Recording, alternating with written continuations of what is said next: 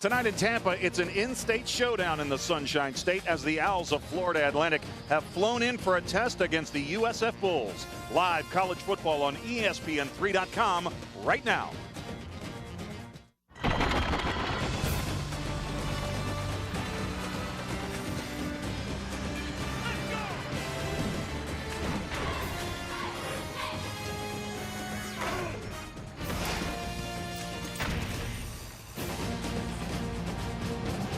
It's live, ESPN3.com college football tonight, presented by Sprint. We're inside Raymond James Stadium in Tampa, Florida for this in-state showdown between the Owls of Florida Atlantic and the South Florida Bulls. Very pleasant good evening, everybody. I'm Dave Weekley. Happy to be alongside former UMass tailback Rini Ngoli. And Rini, the challenge is there for the defense of Florida Atlantic tonight. The Owls are ranked dead last in the nation when it comes to run defense, and that just happens to be the way South Florida moves the football. Yeah, it doesn't bode well for Florida Atlantic, giving up over 800 yards rushing in the first 3 games. USF has been pounding the ball the first 3 games, averaging well over 200 yards rushing. FAU defense is going to have to overload, put extra defenders in the box if they want to stop the rush. Florida Atlantic has been able to move the football when they have possession of it. They've got an outstanding quarterback in Jeff Van Camp. Yeah, Van Camp, 6'6", very tall, throws the ball nice, has good skill player, Lester Jean at wide receiver, Rob Hauser, who we're going to see, who's a great tight end. They're going to throw the ball around a lot tonight. Well, USF obviously wants to run the football effectively tonight. Their quarterback, B.J. Daniels, always a threat to tuck it and run it. He's a dual threat. He really is. If he can't beat you with the run, he'll beat you with a pass. Completion percentage is a little down for B.J., but Coach Skip Holtz says it's because the wide receivers have been banged up. Nothing that B.J.'s doing wrong. All right, so Florida Atlantic lost their opener last week in the Sun Belt Conference to North Texas, while the Sun Belt foe for USF last week was Western Kentucky, and they won that game. The Bulls at home, set to take on the Owls of Florida Atlantic. We'll have our opening kickoff when we come back to Tampa in just a moment.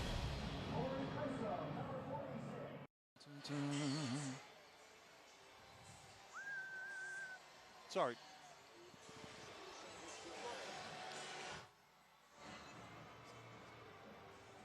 We're working on it? Great, thanks. College football on ESPN3.com, presented by Sprint tonight. Rini, an absolutely beautiful night for football here. Howard Schnellenberger, his 10th year at Florida Atlantic, a half century. He's celebrating his 50th year in the game of football. USF has won the toss. They have deferred to the second half. Skip Holtz. Lou Holtz was in town earlier this week, spent some time with Skip on Monday at the USF athletic facility. He's in his first season with the Bulls after outstanding work at East Carolina and at Connecticut.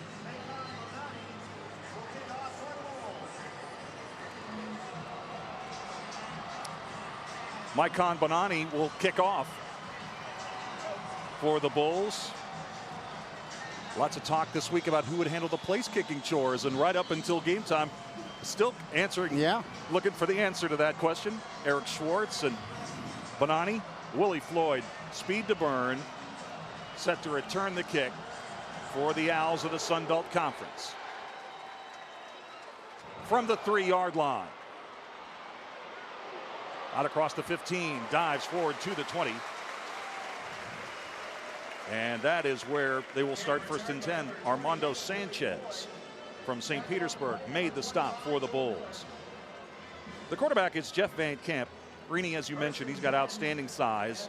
5th-year senior, 6'6", from Gulf Breeze, Florida.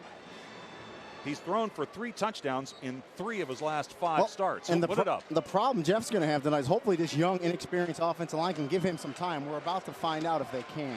And they'll come out in the I formation. We'll see a variety of formations from FAU. Van Camp to throw. And the pass is caught. Short gain. Raymond made the stop. And the pass was intended and pulled in by Lester Jean. And what a tremendous player he has been so far this season for FAU. Their leading receiver, now with 23 catches on the year. Backs and receivers, Alfred Morris led the Sun Belt in rushing last year, has had trouble getting started this season. And the offensive line for FAU, they're all healthy and all playing together for the first time tonight. And the handoff goes to Alfred Morris. Morris has not had a run longer than 10 yards in either of the last two games. And we asked Coach Schnellenberger if he was frustrated, and he said he's not. He knows it's a young, inexperienced line. He just has to hang in there. The South Florida defense looking to create some turnovers tonight. Marshall and Bedford already have interceptions. Williams, Barrington, and Lattimore at the linebacking spots. Raymond, Washington, Legist, and Young in the secondary. And we anticipate we'll see a little bit more nickel defense tonight from USF. And the pass is completed. Avery Holly, another fifth-year senior from Pompano Beach, pulls it in up at the 32-yard line, and that's a first down. And Van Camp shows you his arm strength there as he sits in the pocket. And the offensive line did a really good job protecting him. You'll see it here. Van Camp sets up, big, tall, 6'6", throws a nice out route to Holly, and Holly did what some receivers mess up. He got past the first down marker, which was big. Kayvon Webster had the stop for the Bulls. First and 10 for FAU, now at the 32-yard line. And this is Morris, and he's tripped up as he reaches the 35. Going to be a gain of about 3 yards. It'll be second down and 7. And you mentioned that offensive line for FAU. The challenge is really there tonight. This front seven of USF, Skip Holtz calls that the strength of his team. Well, it's amazing. They lost two great guys to the NFL, and George Selvey, Jason Pierre, and he still says the front defense is the strongest part of his team. Yeah, Jason Pierre-Paul, outstanding player, and Nate Allen was on that defense as well. He was the rookie of the month, the defensive rookie of the month for the Philadelphia Eagles. Van Camp on the play action. Pass tipped and picked. It's Young. Hurdles one potential tackler and takes it down to the FAU 31-yard line. A big early turnover for the Bulls. Yeah, and the defense did just what they wanted to do there. They were opportunistic. Van Camp had time as he rolled out. They made the deflection up in the air, and just the old tip drill came down with the catch and got the interception. Jarrell Young, a junior from St. Pete. And you see Van Camp roll out, and the pass is broken up, and Young makes a great play in the right spot at the right time. When you're a good, fast defense, you happen to be around the ball a lot, and USF was. Young made the interception and a 17-yard return. So here's an early opportunity for the Bulls to get on the board first. Out of the power I. Daniels hands off to Mo Plancher. And the sixth-year senior takes it down near the 26-yard line. And off to number 3, Mo Plancher. There's B.J. Daniels. Last week, only 57 air yards. That was a program low. Only attempted 11 total passes. They ran the ball effectively, but still looking to answer some questions about USF and their ability to throw. Tony Backert is our referee tonight.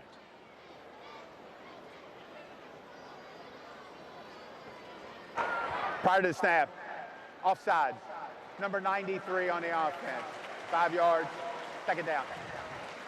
Corey Henry called on the offside. He's starting at the right end tonight after the suspension of Daniel Joseph. Beautiful weather tonight. Tailgate week fired up by Kingsford Charcoal tonight on ESPN3.com. Second and a yard. Kelly comes in motion. Daniels from the gun. It's Plancher again. He's got the first down, and he's into the red zone. Forward progress to the 15. South Florida offense. Plancher, Kelly, Landy. Bogan is back this week after missing last week's game, and Guidry's a transfer tight end from East Carolina. This offensive line for South Florida may be the best in the Big East. All returning starters from last year. Yeah, as inexperienced as FAU is on the offensive line, USF is just the opposite. Great offensive line led by Samson Genius. The red zone defense of FAU is number 1 in the Sun Belt. We'll see how they handle this situation. Plancher kicks it to the outside and drives down near the 10-yard line. And you can see the number of white hats coming to the football, and that was a point that Kurt Van Valkenburg, the defensive coordinator for FAU, was making this week. They wanted to get more people to the ball. Here's their front four. Dino Cox is from Tampa. This is a bit of a homecoming for him. Robinson, Lockley, and Johnson, your linebackers. Reeser will start on one corner. Tavius Polo suspended for the game tonight. Plancher breaks one tackle, running strong here in the early going, takes it down to the 5 and looks to have a first down. Yeah, and the thing I like about Mo Plancher is he's not flashy. He'll make that one hard cut, and he'll get up the hole, and he'll gain every yard he can. And you're going to see Demetrius Murray later. He's very much the same type of runner, very hard. And when you have an offensive line as good as this one, boy, you want those backs just running north and south, and they do that here at USF. Close enough to measure. I'm going to say he's got it. Plancher got a lot of work last week, 17 carries for 79 yards and a touchdown. Look at that. The eyes are good, even We're from the 1 for 1. 1 for 1 today. So it's 1st and goal for USF. This is a drive that started at the 31-yard line after the Young interception. And correct me if I'm wrong, they haven't thrown a pass yet. Not yet. So, Skip Holtz knows, what the FAU defense, the troubles they've had, and obviously he's going to come try to exploit it right away.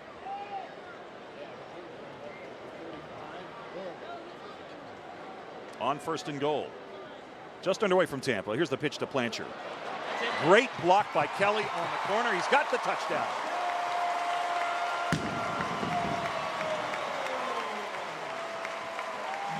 And just what the doctor ordered for USF, an interception on FAU's first drive, and they drive it right down the field and score the opening touchdown. So Plancher, a 5-yard touchdown. And with the touchdown, they fired the cannon. And they ran a toss sweep to the weak side of the field. I don't think FAU was ready for that, blocked perfectly by USF. And Plancher, as we spoke to, puts his head down and gets the touchdown. Kick is up and good. 10:43 to go in our opening period. So far, so good for the Bulls. Mo Plancher, a 5-yard touchdown run, 7-0 USF.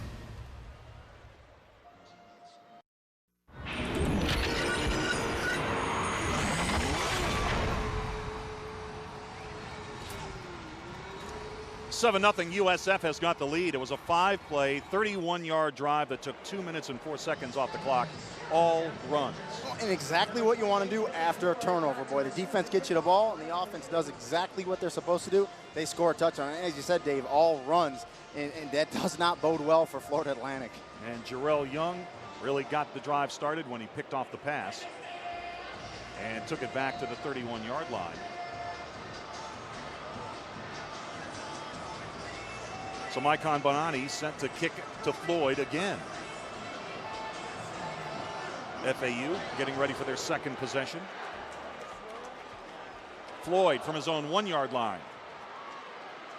Across the 15 and dives forward to the 21. Joel Miller with a special teams tackle. We got a flag down. And it's in the area of holding. How many times we see flags on kick returns, and usually doesn't look good for the returning team when those flags come flying in from the side, Judge. During the return, holding, number 24 on the return team. 10 yards from the end of the run, 1st down. There's a look at the suspended players tonight for Florida Atlantic. Polo, Joseph, David Terrell, and Demetrius Williamson all suspended tonight for a party that took place after their loss to North Texas last week. Polo and Joseph were listed as hosts on flyers that were handed out during the game at the stadium. Not real smart. And so they'll sit tonight. Van Camp sacked back at the 5-yard line. And the lack of sacks has been something that the Bulls fans have been concerned about. But John Legist, who had a big sack last week against Western Kentucky, fires through and cleans up the quarterback. Well, and Legist plays strong safety, and he seems to be all over the ball in the backfield, comes up, forces it, beats the blocker, and comes in and finishes him off. And Van Camp had no time there.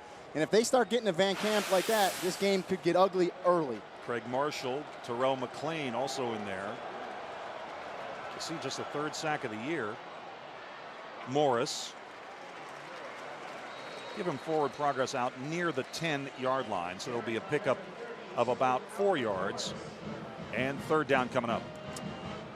Dave, but USF is not the team defense that FAU wanted to face, coming in struggling. This team defense is fast. I know you've seen them a lot this year. They really fly to the football. So it's going to be really hard for Alfred Morris to get anything going this year. And he's almost a 1,400-yard rusher last year. He's got to be frustrated.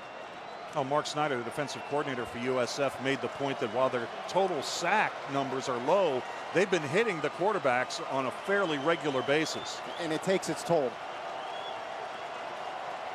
3rd and 11. Van Camp escapes the pocket, going to run across the 15, dives forward to the 20, but is going to be a yard and a half shy of the first down marker. One more step and he might have made it. Well, nice job by Van Camp to almost pick up the first down. Needless to say, he's not a running quarterback. Did a good job there, got him some breathing room, importantly, so they can punt it. So now they can play a field position game here. You know, it's a lot different punting from your 5-yard line as opposed to your heels on your own goal line. Mickey Grudy, the punter for Florida Atlantic, is off to a great start. 12th in the nation with an average just under 46 yards per attempt. Last week against North Texas, 3 kicks for averaging over 52 yards with a long of 57.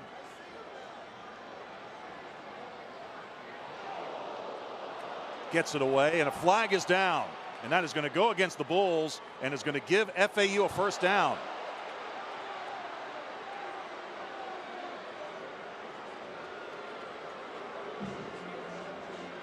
So running into the kicker is going to be the call.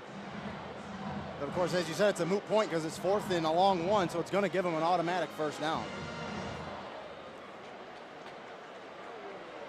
It was a 43-yard punt. This one is coming back. Running into the kicker on the defense. 5 yards will result in a first down. Now Skip Holtz, you can see his displeasure with that. There was a great opportunity for USF to tip the field. Yeah, and special teams coach Vernon Hargraves isn't going to be happy. As a special team unit, you have to understand the situation. You have to know the down, and you have to know it's 4th. You're going to get great field position, Dave. No matter if he booms a 55-yard punt, you're still going to get great field position. You just cannot rough the punter in that situation, and it gives FAU another set of downs. So it's 1st and 10 now for the Owls at their own 24-yard line. Out of the power I. The fullback is Xavier Stinson. Little bubble screen here. And the Bulls stay home. That play did not fool Daquan Williams at all. Well, and you see the bubble screen. Every team in the country runs it. And that play's either feast or famine. Unfortunately for FAU, when you play against a defense as fast as USF, really hard to run that play because they can pursue inside the play, as you're going to see here. Quick pass comes up, and before the receiver catches it, he's tackled by Williams. Great job by the defense. There's Mark Snyder, coaches linebackers, defensive coordinator, former head coach at Marshall. Jaquan Williams may be the fastest linebacker ever at USF, and if that's true, that's some pretty impressive company. Van Camp tucks it, takes it out of bounds.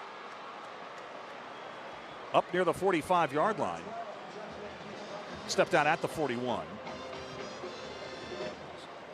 And you will see that happen against aggressive defenses. When your defensive ends pin their ears back and they rush because they're out for blood, they want to get that quarterback. When you have that wide rush and you're overly aggressive, the quarterback can step up. And we said Van Camp's not a rusher, but he picked up a long gain there because there was no containing whatsoever. Howard Schnellenberger, you can see he's in the top 10 amongst active coaches in college football. Really enjoyed speaking with him earlier this week. Here's Morris. Nice job stepping inside and picks up 2 yards on what looked to be a no gainer.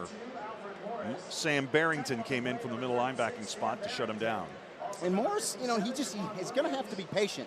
He really doesn't have a choice, but he's the type of runner that, hey, if he finds that seam, if he is patient, he can take it 50 or 60 yards, and it just hasn't happened yet this season. 2nd down and 8. Mo Plancher has a 5-yard touchdown run for USF, our only score here in the opening period. Van Camp.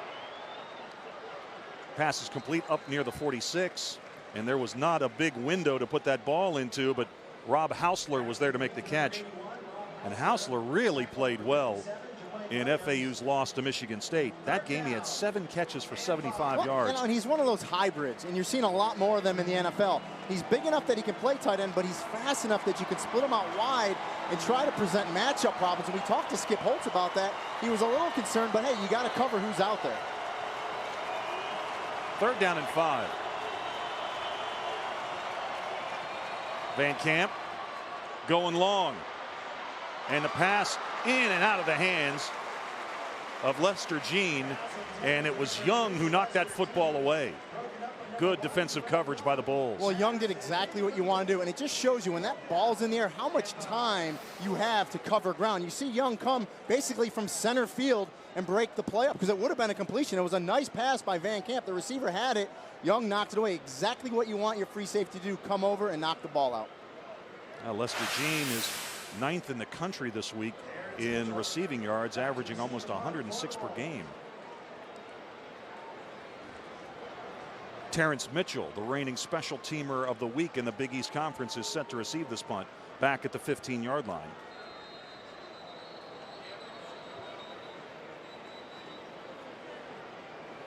And the play is whistled dead. Timeout, FAU. That is their first timeout of the half. All right, so Howard Schnellenberger didn't have the personnel he wanted on the field, and they have to burn a timeout. He's not happy. I wouldn't want to make him mad. Rini, one thing that Howard Schnellenberger is very happy This will be a full about media timeout. is finally the go-ahead for their new on-campus stadium in Boca Raton. They're very, very excited about that. And what a beautiful stadium it is. If you haven't seen it, go to their website and check it out because it's a phenomenal stadium. Back in a moment, USF leads 7-0.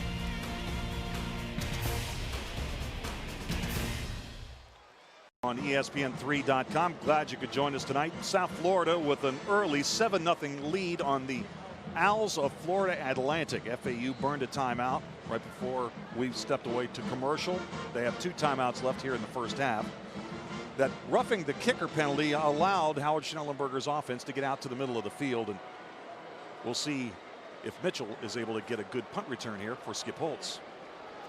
He had a tremendous return last week against Western Kentucky, 67 yards, 4th longest in Bulls history. He had another punt return that was nearly 30 yards in that game. Grudy finally sends the soccer-style punt down the field, and Mitchell will call for a fair catch at the 8-yard line, and a flag is down. Mitchell clearly called for the fair catch, but there was contact.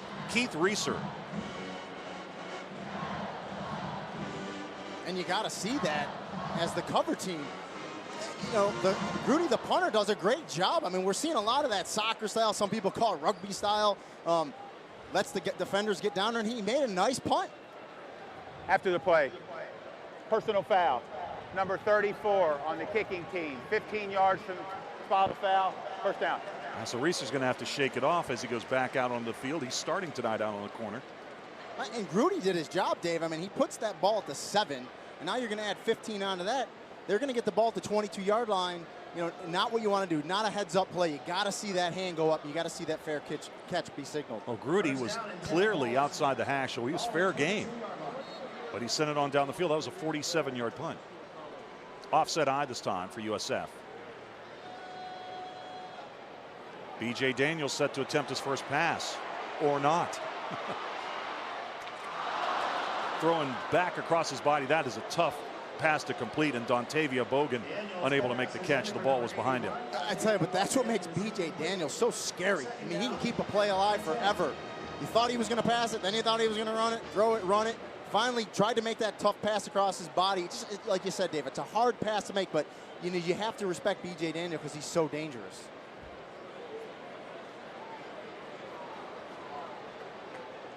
Second down and 10. Evan Landy is at the bottom of your screen. Lindsey Lamar as the flanker. And there's a completed pass to Dontavia Bogan. Able to make that pitch and catch. Tavoris Hill, 5th-year senior from Miami, made the stop. And Bogan was one of the receivers that was banged up. Having him back is going to be a huge plus for B.J. Daniels. Yeah, Griffin and Love still out from the receiving corps for USF. Griffin, though, is getting closer. There was talk earlier this week that he might be able to go tonight. He is dressed out but will not play. 5 wide receivers this time on 3rd and 3. Pass is caught by Plancher, and Plancher is able to fight for the first down.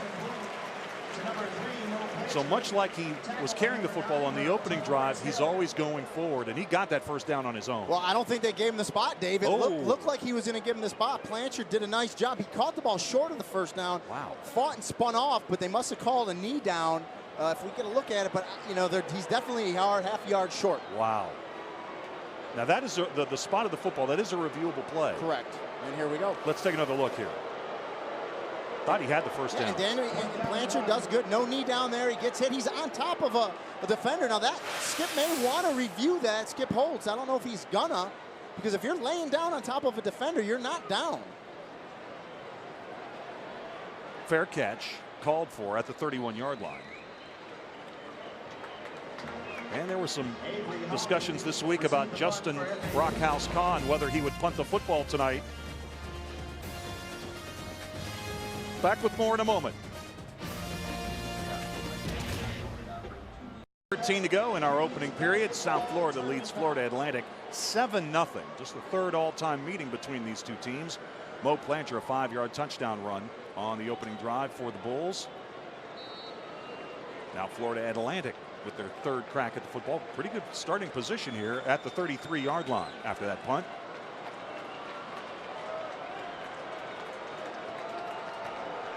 Van Camp under center. That's Lester Jean in motion. Play action. Van Camp. He is wrapped up and sacked. Terrell McLean. They call him the dancing bear. He's got great feet in there. And a sack. You don't see too many sacks by a defensive tackle, but he's able to fire through and get one. And you're going to see the replay here. And Jimmy Colley, I think the center, yeah, he got blown off the ball. Tries to hold him, can't hold him. And McLean still makes the sack. That's when you know you're going to have a long day. You better bring your lunch pail if you're Colley, because you're going to be getting knocked back off the ball all game. Tailgate week fired up by Kingsford Charcoal. 2nd and 15, loss of 5. Alfred Morris. He had an awful lot of company in the backfield. Young was around the football. Sam Barrington came up from his linebacking spot. And the Owls going the wrong way on this drive. It's 3rd and long. And Morris, as we said, a guy that almost ran for 1,400 yards last year. He's probably wondering, where are these yards this year? The last 2 games just barely breaking 50 yards, and he's going the wrong way tonight, unfortunately. FAU 1 of 3 on 3rd down tonight. 36% on the year. 5th best in the Sun Belt. Van Camp from the gun with 4 wide. Here comes a blitz. Still has it. Stops, fires, passes, dropped. Hausler had it. He did not have the first down, and he was separated from the football on a very big hit by Kayvon Webster. And Van Camp, boy, you think he's going to run out of bounds. He stops, he puts the brake on, and he throws it back to the middle of the field. And we talked about Hausler in the pregame, and you're going to see him get open in the middle. Watch Van Camp stop. Whoop. Doesn't step out of bounds, steps up, makes a good throw. Hausler thinks he has it, and what a great defensive play to break that up.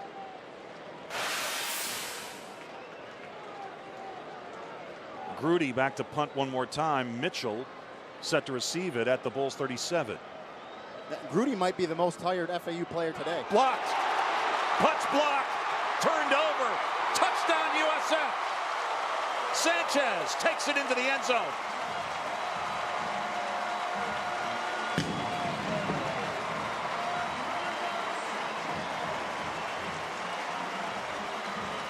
Special teams making things happen for USF. And, you know, they roughed him before. This time, get there in plenty of time. Picks up nearly 10, and that's a tough run.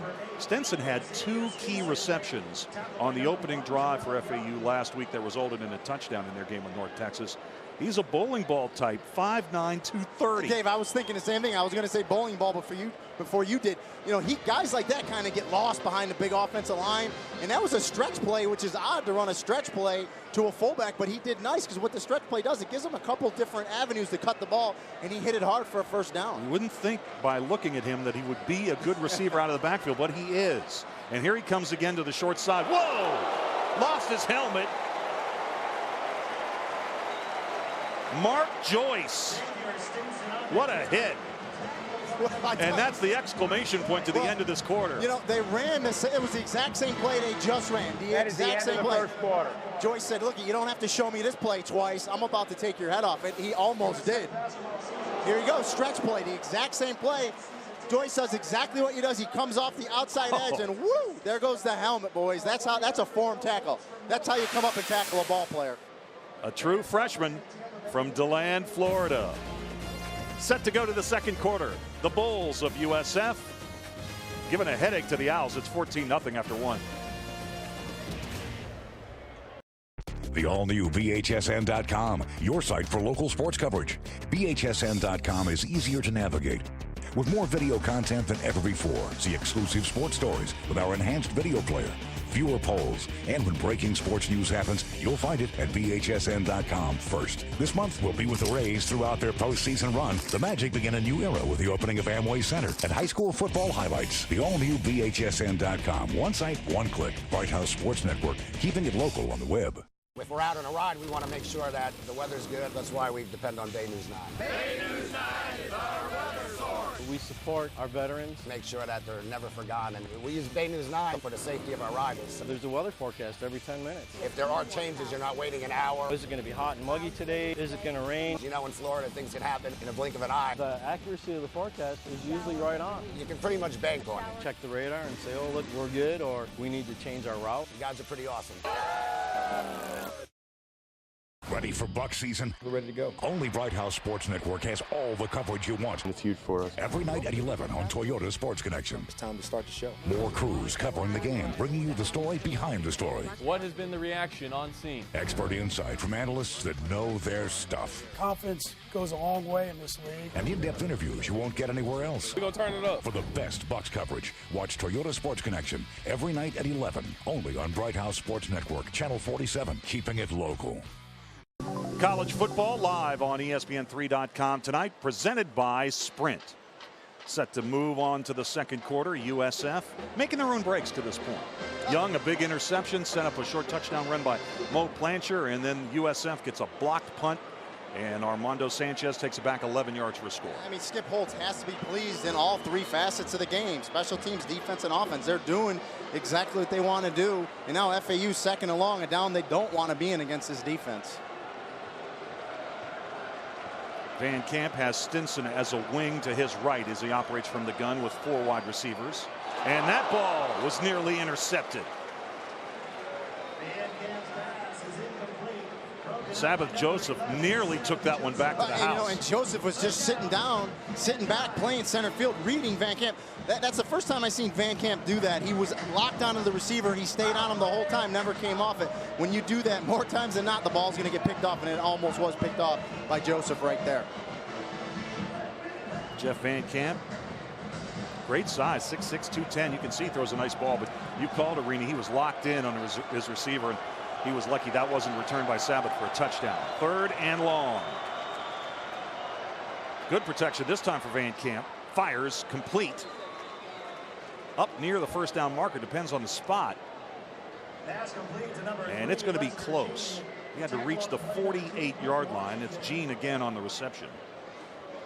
That's his 4th catch of the first half. And Lester Gene is an experienced senior receiver. You like the route he runs. He comes back to the ball, but as he caught it, the feet come down past the first down marker, and yes, it is a first down. That's experience from Lester Gene, a receiver that knows to get past the sticks. Even if the throw brings him back, he's still going to have the first down. Good play by Gene. All right, Gene, you can see, took a shot to the ribs, has to come over to the bench. It is a first down, 1st and 10. Again out of the eye. Alfred Morris breaks 1 tackle and dives into USF territory at the 49, a gain of 3. And you can see Morris is getting closer to breaking one off. He does. He just looks like he's 1 step away. He's 1 broken tackle away from a big 30, 40-yard gainer. And a back like Morris needs that to get. College football live on ESPN3.com tonight, presented by Sprint. Set to move on to the second quarter. USF making their own breaks to this point. Young, a big interception, set up a short touchdown run by Mo Plancher, and then USF gets a blocked punt, And Armando Sanchez takes it back 11 yards for a score. I mean, Skip Holtz has to be pleased in all three facets of the game: special teams, defense, and offense. They're doing exactly what they want to do. And now FAU second and long, a down they don't want to be in against this defense. Van Camp has Stinson as a wing to his right as he operates from the gun with 4 wide receivers. And that ball was nearly intercepted. Sabbath Joseph nearly took that one back to the house. And Joseph was just sitting down, sitting back, playing center field, reading Van Camp. That's the first time I've seen Van Camp do that. He was locked onto the receiver. He stayed on him the whole time, never came off it. When you do that more times than not, the ball's going to get picked off, and it almost was picked off by Joseph right there.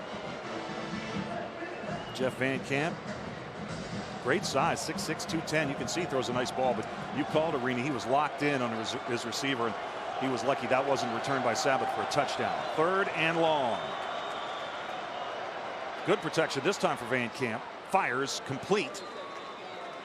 Up near the first down marker, depends on the spot.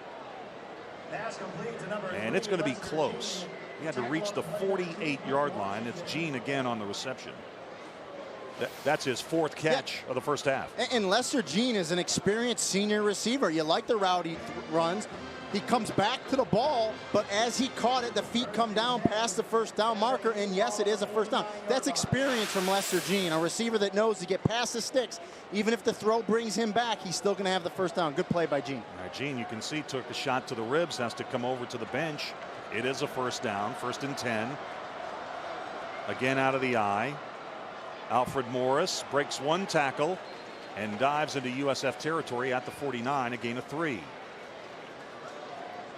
And you can see Morris is getting closer to breaking one off. He does. He just looks like he's 1 step away. He's 1 broken tackle away from a big 30, 40-yard gainer. And a back like Morris needs that to get him going. So, you know, we may see that tonight. And interesting, they are starting to go on this stretch play. So FAU thinks they can see something on the perimeter against this USF defense. He's dealing with a very, very tough defensive line for USF tonight. And he'll come back the other side. And got a good burst once he got the football and took it to the 45-yard line. So this will be a manageable 3rd down. It'll be 3rd down and 3 coming up for FAU. Yeah, and it's a nice toss sweep to the left.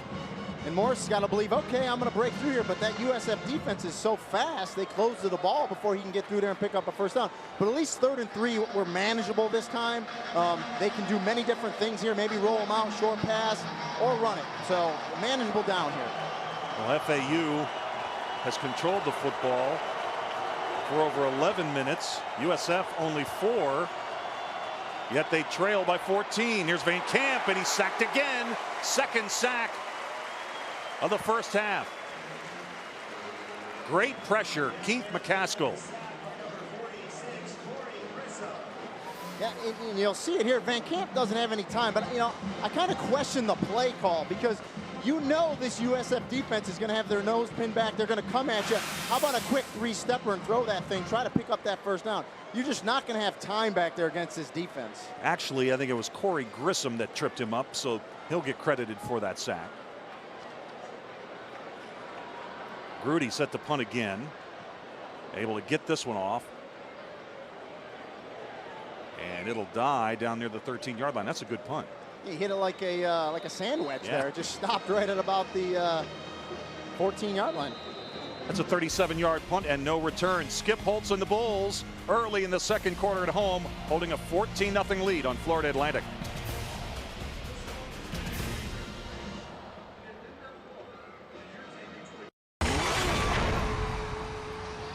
ESPN3.com, college football tonight. If you make a sign like that, we're going to put you on TV. Happy birthday. USF's got the football. They'll start this drive at their own 13-yard line. They've got a 14-0 lead. B.J. Daniels tonight, 2 of 3, throwing the football for 9 yards. Did not have a completion for over 17 yards last week against Western Kentucky. Lindsey Lamar in motion. Here's the handoff to Blanchard. And Blanchard takes it up to the 18-yard line. We have not seen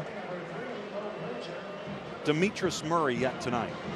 Murray last week rushed for over 100 yards, 15 carries, 115 yards, 7.7 yards per carry. Turned his ankle on the first carry, did not practice until Wednesday. And it might be a case where Skip Holtz says, look, if I don't need to use him, I'm not. I'm going to save him for conference play next week against Syracuse. You saw the rushing yards over the last 2 games, and this is a designed run all the way for B.J. Daniels. And he is bumped out of bounds up around the 24-yard line. And the thing about Daniels as a quarterback, when he runs it, he turns into a running back. I mean, he's a big kid, 220 pounds. I had the, I guess, the luxury of watching Denard Robinson calling a Michigan game a few weeks ago. Similar in that they're both explosive, but B.J. Daniels much more powerful, and you could see there didn't get knocked out of bounds easy and picked up that first down. Evan Landy comes to the bottom of your screen. Bogan is at the top. One back set for B.J. Daniels. Here's the handoff to Plancher. And that ball stripped out. They were able to get the ball away from Plancher, but it is recovered by the Bulls. And Plancher coughed it up. And Guidry, the transfer tight end from East Carolina, came up with the football. Yeah, and Guidry, Johnny on the spot, because FAU did exactly what they have to do. When your teammates are wrapping up the tackler, reach in there and strip it out, and that's exactly what they did. Blanchard's going to get hit here as he's spinning down. Well, actually, his knee hit the ground. You can clearly see the knee hit the ground. So if they got that, Skip Holtz would have challenged that play. Here's the pitch. First touch of the night for Marcus Shaw, true freshman. And you can see he's excited to be in there. I hit a little pep in his step there, didn't he? Hit it hard down the left side, made a cut, and picked up a good 12 yards. Nice run by the youngster. Well, the fact that Shaw is in the game probably tells us a little bit about the availability tonight for Murray. Yeah, and then a toss sweep left. I said that offensive line does wonders getting out there. 74, I think it was 79, Chaz Hine peeled back and had a great block on that play. It's a great offensive line for USF. This group has combined for 83 starts. Play action for Daniels. Wide open. It's Evan Landy, and he's bumped out of bounds at the Florida Atlantic 30. Landy's already got more catches this year than he had all of last season. And Dave, that's exactly what you can do when you run the ball effectively. You have play action. You have three receivers in the route. You block it perfect. Daniel sits there, and he picks the open receiver, which was Landy doing the long crossing route. Well, Landy's averaging about 20 yards a catch, and that one covered 24. Dontavia Bogan makes the reception down to the 27-yard line. Bogan had a turned ankle after his only reception in the swamp a couple weeks ago against the Gators. He stayed in the game, but wore a boot the rest of the week. Did not play last week against Western Kentucky, but did practice last Sunday. So Skip Holtz has been pretty confident of his availability for this game tonight all week.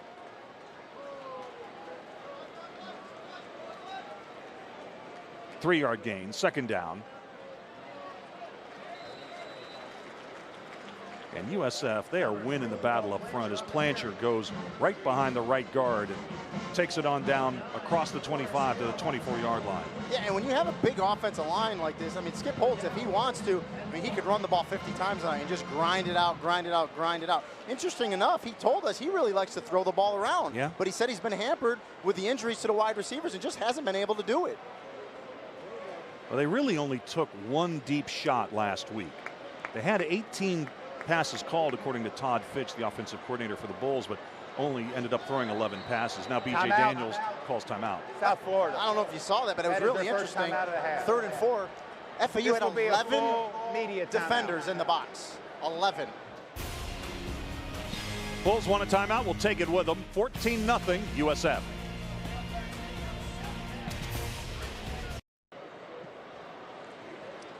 (14-0) USF. Bulls coming off a timeout. That's Malik Eugene, one of the Tampa natives back in town to play against the Bulls. He grew up 10 minutes from the USF campus. His only Division I offer was from FAU, so he headed down to Boca. It's a big game for him. His mother, his grandmother, his grandfather, they all work. Many of the members of his family have never seen him play. in person. They're all here tonight. And it's such a big deal to be able to see a relative play. So good for his family to come, and hopefully Eugene has a good night tonight. Well, you can see Florida Atlantic with a big edge in the time of possession, but USF may be going for the early knockout punch here. Dino Cox, Jameer Johnson, also Tampa natives on the defensive side of the football. FAU tonight. And B.J. Daniels has to call a second consecutive timeout. South Florida. That is their second timeout of the half. Greeny, what's going on? Well, not what you want to do. Usually when you come out of a timeout and there's a delay game, you got to give that one to the coaching staff because something wasn't called right. BJ didn't like something. Skip Holtz isn't going too nuts, so I think that's on the coaching staff. Well, only one more non-conference game before they move into Big East play. Of course, USF has their big game with Miami coming in later in the year, Miami in the ACC. But next week, the Bulls will celebrate homecoming against Syracuse. And you don't want to be making these kind of mistakes in conference games. No, Syracuse is an improved team. They're Yes. 3-1. You know, they had some down years, but hey, Dave, I remember them when they were a national power. I mean, years ago, they were there. They're trying to get back to that prominence, and you're right. You can't make mistakes. I don't care what team it is. When it's a conference game, it means a lot, and they're going to come ready to play. All right, so the Bulls now with only one timeout remaining in this half. After 2 consecutive timeouts, this play ought to be a winner, wouldn't you think? 3rd and 4. Here's Daniels. Throws, passes caught at the 19-yard line. Miller with a nice diving catch. Yeah, what a nice catch by Miller. You know, it was a quick pass by B.J. Daniels. Actually led him a little too much. Made a nice diving catch for the first down. But, you know, Daniels got a strong arm. So, you know, no indecisiveness there. He fired the ball out there, made a nice catch, and, hey, they keep the chains moving. Yeah, we see more and more of Miller on the field. Skip Holtz also mentioned this week that Farron Horns might see a little bit more playing time tonight. Here's the handoff to Lindsey Lamar. He has got speed to burn, and FAU is able to hem him in. It's a good gainer, but normally when you get the football to Lamar in space, that's a threat to take it to the house. And when you have a player that's as fast as Lamar, you have to give him, you have to find ways to get him the ball. If you can't throw it to him, you got to hand it to him. And if anything else, it keeps the FAU defense honest. They're going to have to honor that play. You've seen Lamar come back behind the running back a couple times. That's the first time they gave him the ball. 10th play of the drive coming up. 2nd down and 5. Lamar got a pair of handoffs against the Gators a couple weeks ago. He had 1 catch last week against Western Kentucky. Here comes B.J. Daniels. Flag is down. He's inside the 5. He's going for the pylon. Bumped out. No, touchdown. Rolled a touchdown, but a flag is down.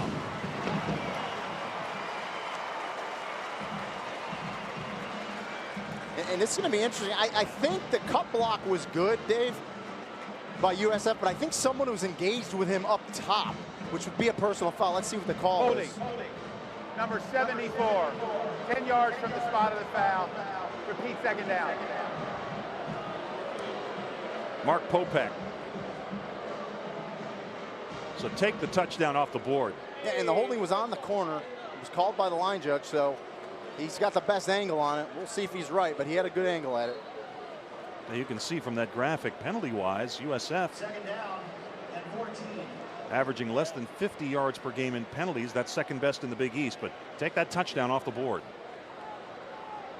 2nd and 14. Daniels fires, pass is caught. It's Bogan again, his 2nd catch. And he is very close to the 1st down at the 9-yard line. And a flag comes in late.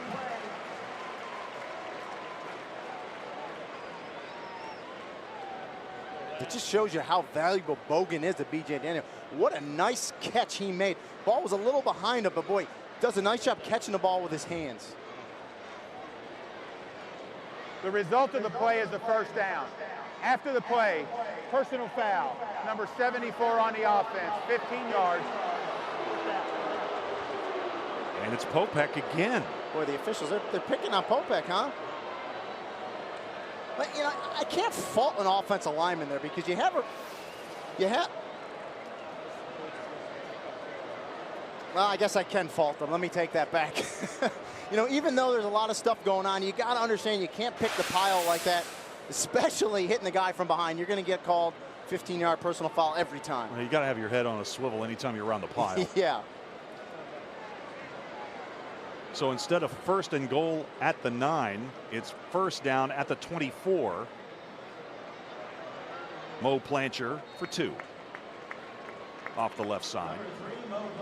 But, you know, Dave, there was such a difference in the time of possession. Maybe USF just wants to keep backing up to try to even up the time of possession in this game, because FAU had it, which doesn't mean squat because they're down 14-0. That's a big series for FAU. They need to keep the Bulls out of the end zone. They're already trailing 14-0. Power eye this time. Again, it's Plancher. Down to the 18. Carry by number 3, Mo Plancher. USF needs the 14-yard line for a first down. Johnson made the stop. And this is a defense without 2 suspended starters tonight. Third down. You know, and that time they lined up Kevin Guidry, the tight end, at the fullback spot there, and they went to that traditional I formation, which, of course, I'm accustomed to. I love that type of football, pounding it in there. So Johnson comes off the field, and Harstead comes in as the nickel. FAU. That is their second timeout of the half. So This will the be a Owls. 30-second timeout. So the Owls take a timeout here. And I think this was a personnel problem also. Yeah, you know, but this is a big down in the game, Dave. You know, you're 3rd and 4, 3rd and 5. It's 14-0. You really want to. This will be a full media timeout. You'd really like to stop them here, get them to kick a field goal, come back. You're only down 17, so we'll see what happens. Back in a moment. 14, FAU, nothing. This is the 14th play of the drive coming up. It's taken 5 minutes and 40 seconds off the clock. That's a good look at the student section. And it is packed again tonight. 12,500 seats set aside for USF students, and they have turned out in droves again tonight. Third down coming up. 5 wide this time for USF. Daniels to the end zone. Incomplete. Trying to get that ball to Bogan. And Bogan, I would imagine, at some point this season may go back onto the kickoff routine, or will come back on the kickoff team. He is not returning kicks tonight. And Bogan on the post corner there broke open. I think if B.J. Daniels just hesitated a second longer, he might have had a touchdown there. All right, this is Eric Swartz into the game to attempt the field goal. This will be a 35-yard attempt from the middle of the field. He had misses last week at from 26 and 46. In a battle to keep his job. Low snap. Kick is wide right. He missed it.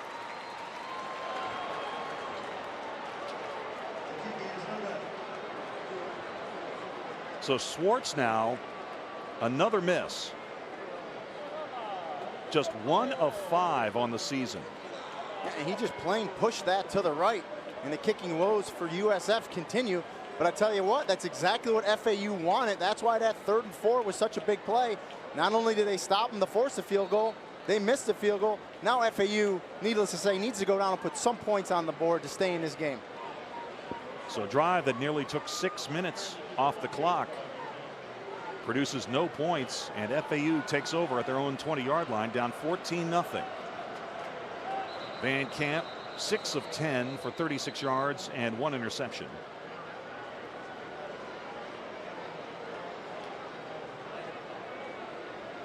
Don't need 2 footballs.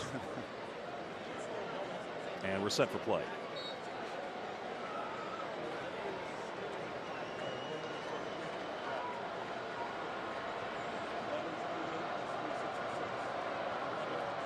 Handoff. First carry of the night. That was Willie Floyd. We've seen him tonight, the 5th-year senior from Hollywood, Florida. Seen him return a couple of kicks tonight, including that kickoff return where he looked hesitant to come out of the end zone, stepped on the end line, and then had to bring it out. Came out. Yeah, he's got good speed, so I think they're trying to maybe get a change of pace in there, try to jumpstart this offense somehow. Jeff Blanchard also available in the backfield for FAU tonight. Van Camp going to tuck it. First down and more.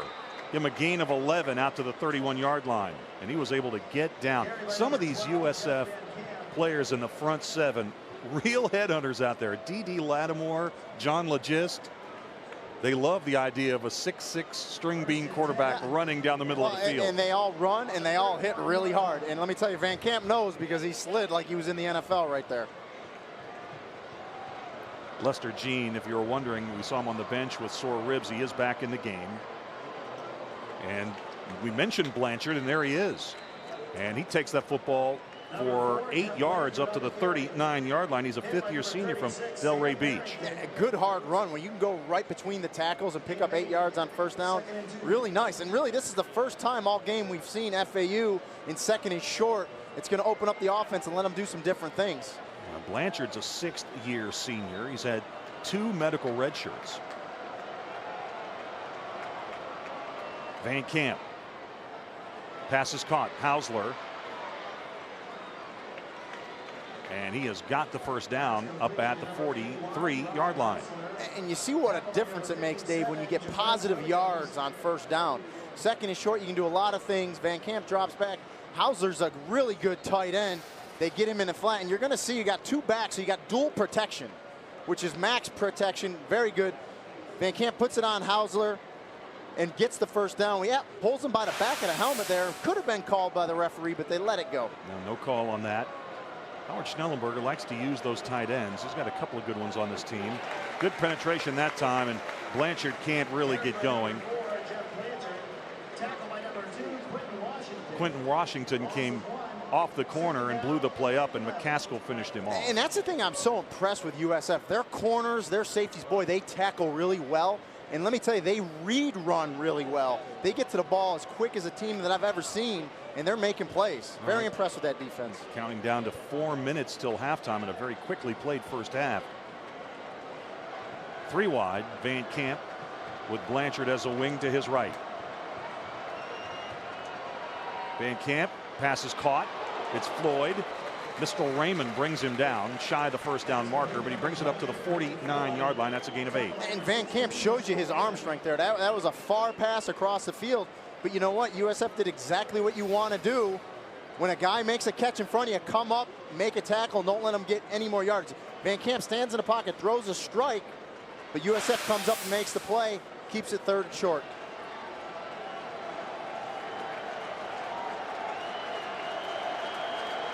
Fans getting into this one, making some noise now. 3rd and 2. Van Camp. Pass is caught. First down. Sure catch made by Avery Holly. That's Holly's 2nd catch of the night, and it moves the sticks. Yeah, and Holly just ran a quick slant. You had Hausler on the inside run a slant, and that's what you got to do against a good defense. Van Camp, 3 steps, boom, quick slant, pick up the first down. Nice play. FAU has 1 timeout to work with, closing in on 3 minutes to go till halftime. This drive started at their own 20, and now they have reached the South Florida 44. Van Camp rollout on the play action. Hausler's got the football. Oh, makes one good move and is thrown out of bounds near the first down marker. And how about Ryan Giddens, the defensive end, chased him down to make that stop. Well, and we talked about it all week. Mismatches. He's a hybrid player. You don't want a linebacker on him, let alone a defensive lineman. And Van Camp does a nice job. He leads Hausler so he can catch the ball, turn it up and run. And not only does he turn it up and run, he jukes like he's a tailback and he picks up the first down. And Giddens missed the season opener with a foot injury, but the way he was able to chase down the tight end and make the tackle gives you an idea of the talent he's got. Van Camp giving ground.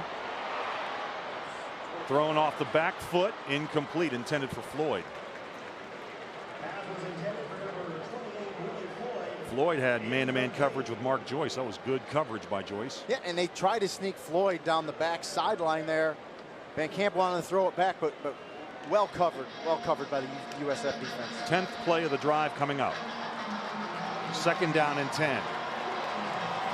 USF missed a field goal from 35 yards out in their last possession.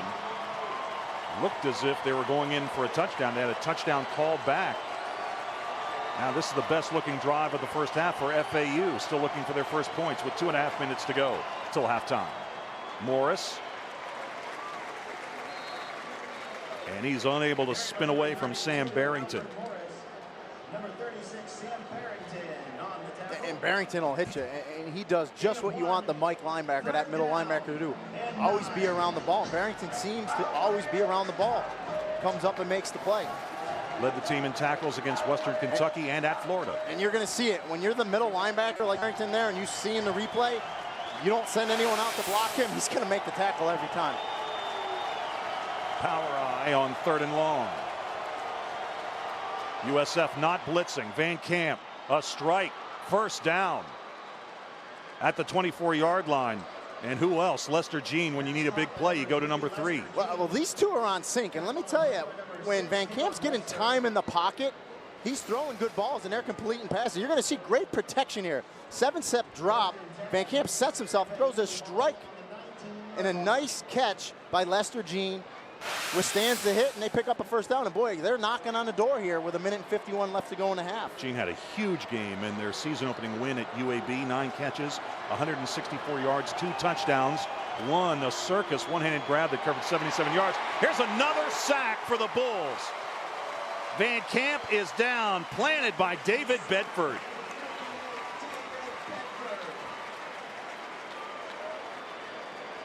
So the Bulls starting to stack up that sack category. And you see Bedford there, he beats him with a speed rush. And the right tackle, I mean, he doesn't even have a chance as he goes around him to make the sack. And just like that, they were knocking on the door. Now they're backed away, throwing a rock at a window here. That stat backs it up. More sacks in the first half than in the first 3 games combined. Loss of 10. Quick handoff inside for a short gain. And that was the fullback Stinson on the carry. And Bedford, who just had the sack, collected the tackle there. Bedford's playing like a man among boys out there, making plays. And when you're getting production like that out of your defensive line, that's a good sign. 3rd down conversions tonight. FAU very good in the category, but still without any points. 3rd and 16.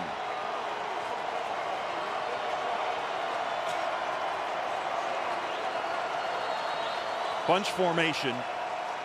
Here comes the blitz. Van Camp hangs in, completes it. And he's able to go to Darian Williams, the other pass-catching tight end. And he takes it down near the 14-yard line, short of a 1st down. Timeout. FAU. So that is their final timeout of the half. So FAU gets their final timeout called. You're in field goal range now with Ross Gornall. And you see the crossing pattern. The big tight end makes a nice job with the catch and the tackle. Oh, and that ball comes out early. I don't know if a whistle was blown or who got it back. Well, no, they threw the beanbag, so they know it was a fumble. It looks like the tight end, Darian Williams, got on his own fumble, but that was clearly a fumble. Good job by Williams to jump back on it. Williams, talented reserve. Last year he played behind 2 senior tight ends, and this year he's getting on the field behind Hausler, who's a senior. So he makes a big catch. And I think FAU just needs to put points on the board, Dave. And you still have a 2nd half to go. Going in 14-3, really, with as lopsided as it's been, this has really been the only drive FAU has had in this 1st half. And to come out of it with points going into the half, it's a big deal. Gornall, the field goal kicker, 2 of 3 this year. This kick will come from the left hash. His season long is 30 yards. He made it against North Texas last week. This will be a 29-yard attempt. Last year he was 8 of 12 and had 4 field goal attempts blocked.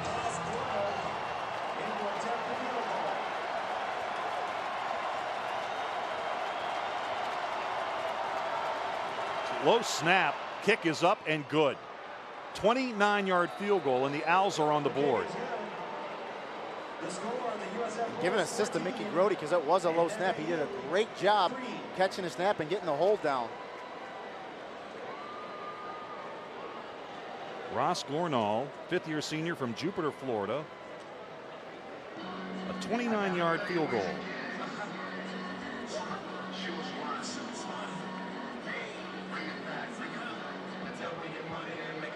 Just 9 seconds left.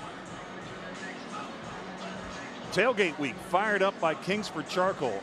And the tailgate scene here at Raymond James Stadium impressive. A beautiful day. I mean, you can't ask for a better day. A little barbecue, a few cocktails, and come in and watch the game in a gorgeous night, gorgeous stadium. You can't beat it. Oh, yeah, this is a great venue for college football. Saw a nice tailgate by some FAU fans who came up from Boca before I came in today. 15 plays, 68 yards, 5 minutes, 21 seconds on the drive. So FAU answered. Well, you know, Coach Schnellenberger's got to be happy. I mean, they went down, they answered with a nice drive, got points. Obviously, they would have liked the touchdown. But, hey, 14-3, you know, the half didn't really go the way they liked. USF really dominated, but the score is not reflecting it. So 14-3 is the score. Lindsey Lamar back at the 5-yard line. And kickoff returns have been a concern for USF. They came into play today ranked 118th out of 120 teams in kickoff return, only averaging 16 yards per return. And Kelly, who had a touchdown last week, his second career touchdown on the return. Time for one snap for B.J. Daniels. And I can tell you, only bad things happen here as an offense. So I would bet my bottom dollar that Skip Holtz is going to have B.J. take a knee here, and they're going to take it to the house up 14-3. Skip Holtz's father, Lou Holtz, was in town. Was over at the USF facility on Monday at behind closed doors with his son for a couple of hours. No big deal, just talking USF talk, right? Yep. And Rini, as you expected, Daniels takes a knee, and the Bulls and the Owls will head back to the locker room. Our second half is ahead. We'll get our halftime activities underway. Mark Snyder's defense, outstanding job here in the first half. 4 sacks and 2 takeaways. B.J. Daniels threw for just over 50 yards in the first half. Nearly had a rushing touchdown, but it was called back on a holding call by Mark Popek. USF leads FAU 14-3 at the break.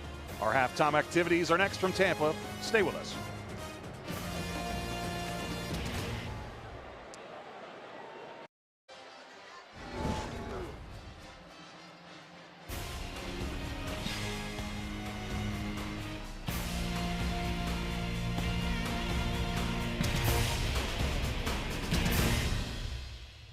Continue. USF leads Florida Atlantic 14-3 at the break. Dave Weekley, Rini, and Gola here at Raymond James Stadium on an absolutely perfect night for football. And USF really didn't do a lot, Rini, offensively, but the defense and the special teams created opportunities, and that's how they got their points on the board. Well, yeah, if you take away the block, punt, touchdown, we got a 7-3 ball game. USF defense has played great. Offense kind of stalled a little bit. All right, let's go and take a look at the highlights from this game. And an early turnover by FAU led to a touchdown from USF. Jeff Van Camp, the quarterback for FAU, intercepted by Gerald Young on the very first drive, and he takes it back to the 31-yard line. And that sets up Mo Plancher, a 5-yard touchdown run, and the Bulls have a 7-0 lead. And here's a block punt. Quentin Washington fires through. Armando Sanchez picks it up at the 11-yard line and takes it on in for a score. 14-0 USF, and it looked at this point like it was going to be a runaway. Yeah, it was real easy for USF to start this game. Latter stages of the second quarter, Ross Gornall with a 29-yard field goal, and it's 14-3. We wondered about the pass rush for USF tonight, and it's been outstanding. Well, yeah, and they really haven't been able to contain the rush of USF. A few times they protected Van Camp, and he's completed passes, but most of the time he's been running around for his life back there. And that was Bedford with a takedown. That was a WWF style. Yeah, I wouldn't want to have to block Bedford, that's for sure. And Van Camp can appreciate that. His dad's a former professional wrestler. Well, if you're FAU, how are you feeling right now? You're down 11, you're on the road, but you're coming off maybe your best drive of the game. I think you got to be happy. I mean, you have a good drive at the end of the game, you put points on the board. Hey, you're only down 11, you're in this ball game. And Skip Holtz, the coach at South Florida, how's he feeling right now? His defense is creating turnovers, and they're dominating the line of scrimmage. Well, defense is playing great, special teams is playing well. Game started out real easy for him, going down and scoring. probably a little tighter than he thought. He's probably getting on him in the locker room right now. We're still really looking for those big plays, however, offensively from USF. Yeah, I mean, B.J. Daniels still looking to have that breakout game. Might be in the second half tonight. We'll have to watch and see if he can do it. All right, our first half is in the books. Our second half is coming up. We should have an outstanding game. Instruments up, and the halftime show continues. We'll have more from Tampa in just a moment. 14-0 USF at the break. ESPN3.com, college football tonight, live, presented by Sprint. We're at the break. USF leads Florida Atlantic 14-3. Dave Weekley, Rini Ngola here at Raymond James Stadium. Let's talk a little bit about the schedules going forward for both of these teams. As far as Florida Atlantic is concerned, they've already played their opener in the Sun Belt Conference, lost that one to North Texas last week. But here's what they have coming up. Once they get back to Boca, they'll go on the road to Monroe, and then you can see they'll be at Arkansas State, then at FAU, at Western Kentucky. We saw Western Kentucky last week, and they lost 24 consecutive games, but they're a much improved football team. Louisiana Lafayette, and then at November 20th, a trip to Texas. That is not a misprint. No, and not that time of the year. Texas is going to be angry that time of the year, not playing well right now. Look, it's a tough schedule. Whenever you get the meat of your conference schedule in there, you got to really put your head down and bear through it. It's going to be tough for FAU. And you see Middle Tennessee State as a destination for FAU. They will be there on November the 27th. That game is scheduled to be televised by ESPNU. Middle Tennessee has a game on the ESPN family of networks this week on Tuesday night against Troy, and Troy is sitting out there on December the 4th for FAU. What's interesting about that game is on Howard Schnellenberger's call-in show earlier this week, he was asked what was the biggest win he had ever been associated with in his decade-long service at Florida Atlantic. He said the game they won, the regular season finale at Troy, that won the regular season for the Sun Belt Championship and sent them into the New Orleans Bowl for the first bowl game. That was their biggest win. And you got to agree with them. Whenever you can win a conference championship and go to a bowl game, especially when you're a relatively new program, and that's a huge win. Troy was really the class of the Sun Belt for years, and for them to knock them off and get to a bowl game, that's a big deal. Yeah, and the Sun Belt is celebrating its 10th anniversary, and FAU is the only team in the history of the league to win 2 consecutive bowl games. They've done that as they were able to beat Memphis, and then they were able to win over Central Michigan in the Motor City Bowl, or they beat Central Michigan in a bowl game last year. All right, here's USF's schedule. They will end their 3-game homestand next week against Syracuse, a noon start on ESPN, and that will really kick off play in the Big East. I think we're going to know an awful lot about USF and their chances to win this conference by the end of October, because once you play Syracuse, then you've got to go on the road at West Virginia. The Mountaineers have already been nationally ranked. They're out of the national rankings now. Then at Cincinnati, the 2-time defending winner of the Big East. Yeah, you know, the Big East has been much maligned lately, but let me tell you, when it's all said and done, Dave, they'll have some teams in the top 25. Tough schedule. Whenever you go into conference, you got to go on the road. Tough team, especially in November and December. You end up going up north. It's cold up there. These Florida kids have to go up there and play. Connecticut had a big win today. This Big East Conference is going to be tough. Well, there are no Big East teams ranked in the top 25 this week. That's the first time that an automatic BCS qualifying conference has not appeared in the top 25 since the Pac-10 did it back in 1999. But on the positive side, I think that's a good sign for a team like USF that has to think, hey, we can win this league. Yeah, there's a lot of teams that are thinking that right now. There's a lot of wins out there. Even Syracuse, that'll come in here next week, is 3-1, so they're a much improved ball club. So there are your schedules for our combatants tonight, FAU and USF. 15-3 lead. Our second half coming up from Tampa.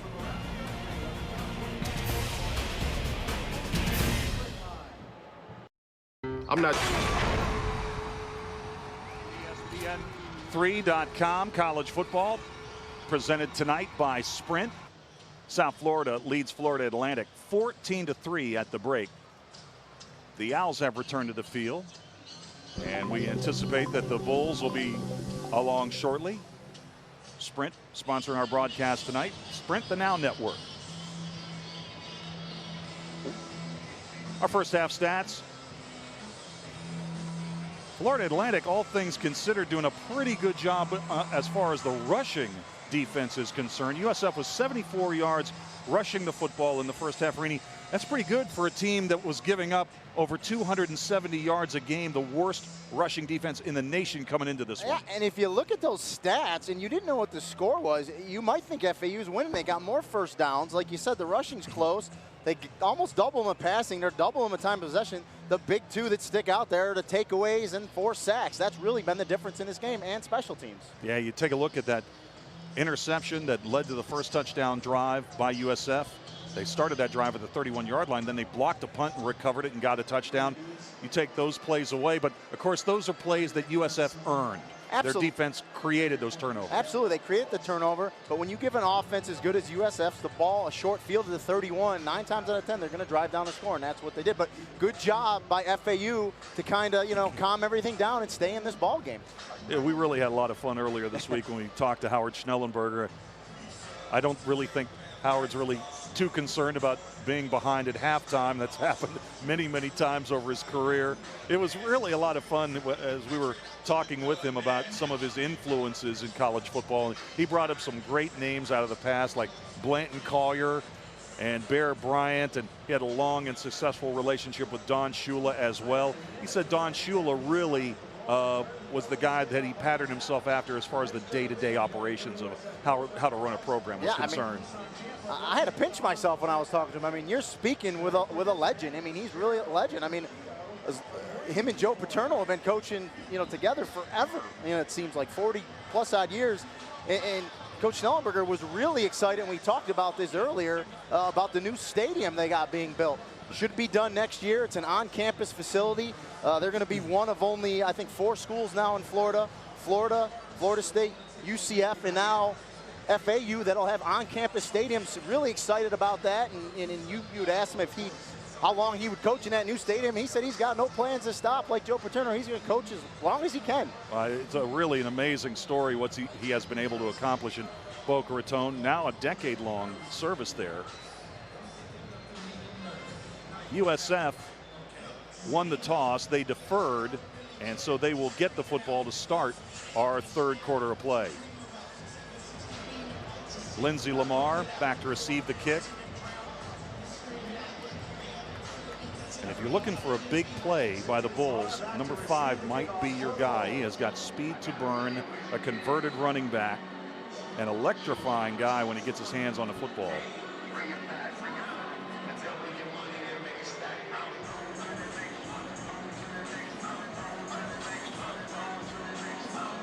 Gornall with the kickoff, and this will be Lamar from the 1. Across the 10, straight up the field, breaks it to the outside across the 30, 35, 36, 37-yard line. That's a 36-yard kickoff return. Yeah, a nice return by Lamar, and even better blocking. They had a middle return on there. Lamar does a good job hitting it up the hole, bounces it to the left, and I tell you, 1 or 2 players away from going 100 yards. Or close to it anyway. Rini, what do you think offensively for USF here in the second half? You going to continue to pound the ball? If it's me, I mean, I'm an old school, old-fashioned guy. When you have an offensive line as powerful as theirs, and you mentioned earlier, maybe the best offensive line in the Big East, I would try to pound it and really own the line of scrimmage. But that's me, and I'm up here, not down there. Well, a running back always wants to run the football. Here's Daniel going down the hash, and the pass nearly intercepted. A flag is down. It was intended for Bogan. And he got tied up down there with Tavoris Hill. And it's going to be pass interference. But I tell you, Dave, the last game I called, they asked me that question, and I said they were going to run the ball. And I kid you not, they did play action, and they threw it 60 yards down the field. So every time I say run the ball, they throw 60 yards. That was a touchdown, this time pass interference. So pass interference. Number 9 on the defense. 15 yards from the previous spot. First down. Here's another look. Yeah, and I think they surprised FAU throwing the ball like that. And there's the big difference having Bogan back in the offense. They can spread the field out, something they haven't done this year, and let Daniels show us that arm strength. And, hey, they didn't get a catch, but they got the next best thing, a pass interference call. Hill is called for pass interference. He's had interceptions in the end zone in each of the last 2 games for the Owls. Here's Plancher. Boy, Plancher read that block beautifully. and takes it all the way down to the 38-yard line. That's a 10-yard gain, very close to a first down. You know what I like about Blanchard? You know, he's 5'8", 200 pounds, and he cuts really well. We're going to watch a stretch play to the left, offensive line blocking well. Blanchard can either pop that to the outside, does a nice job, cuts it back inside off his block, and he's got such a low center of gravity that he can make those cuts, and he picks up the first down. That was a very good block on the corner. Farron Horns and Kevin Guidry getting the job done. Offset eye. USF with work to do if they want to get over 200 yards rushing. Here's Daniels on the flea flicker. Got a man wide open at the goal line. Touchdown, it's Bogan.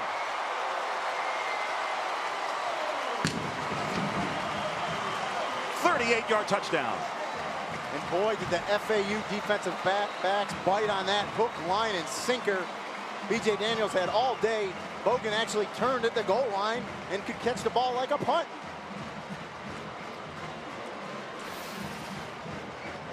And you're going to see it. Blanchard does a good job getting into the hole, giving Daniels a good toss. And Daniels actually had to hurry that throw, did a good job not rushing it. Bogan was so wide open, Daniels knew if he just got it out there, it was going to be a touchdown. Great play call. Nice play.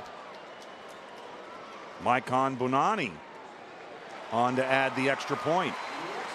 21-3 USF. So we were looking for fireworks from the Bulls. Daniels and Bogan provide them.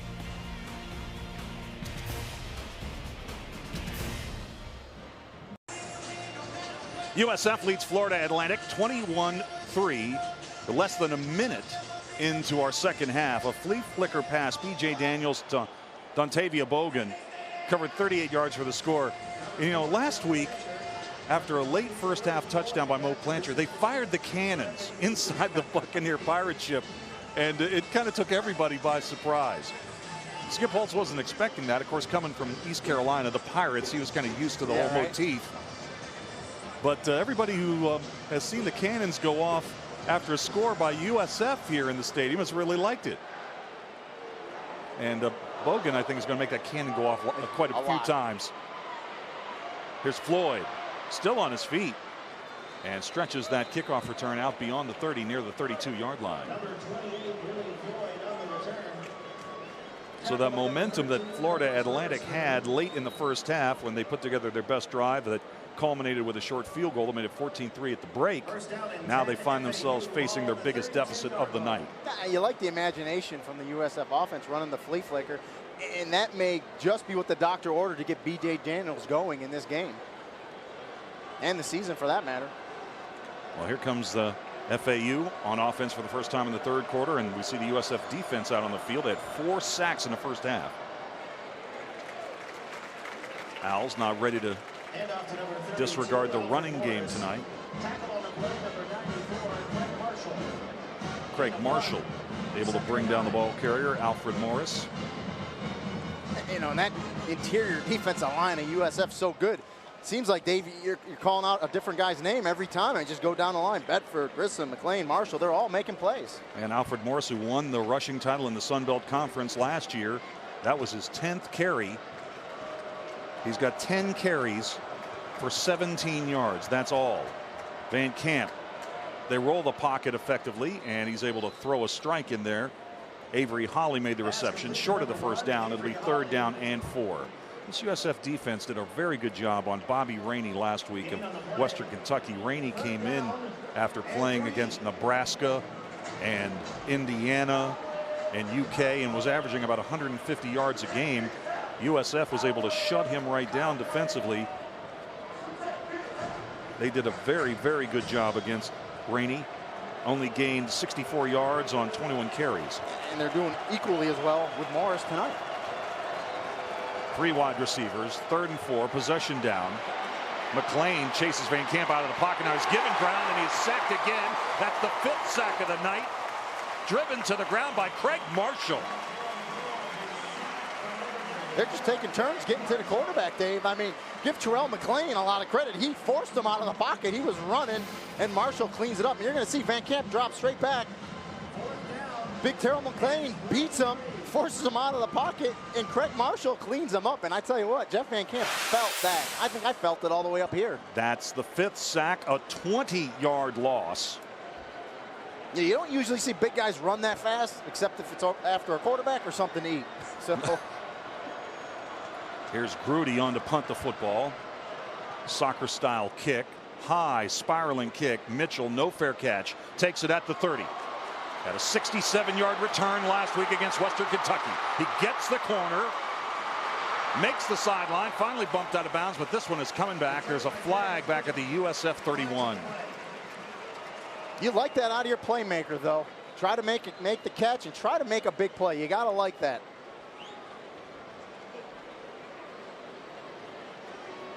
I think we'll see on the replay that this was really a bad clip because Mitchell was already beyond that potential tackler. 51-yard punt and a 20-yard return. Block in the back. Number 9, 10 yards from the spot of the foul. First down. So that'll go against Evan Landy. Media timeout. And you'll see many of the starters on the special teams units for USF. 11:50 to go, third quarter. USF has the lead, 21-3 on Florida Atlantic. 50 to go. USF has the lead on Howard Schnellenberger's FAU Owls. Skip Holtz in his first season had to really like that first possession. Flea flicker, 38-yard score. Daniels to Bogan. Tailgate week fired up by Kingsford Charcoal. Bulls have the football at their own 20-yard line.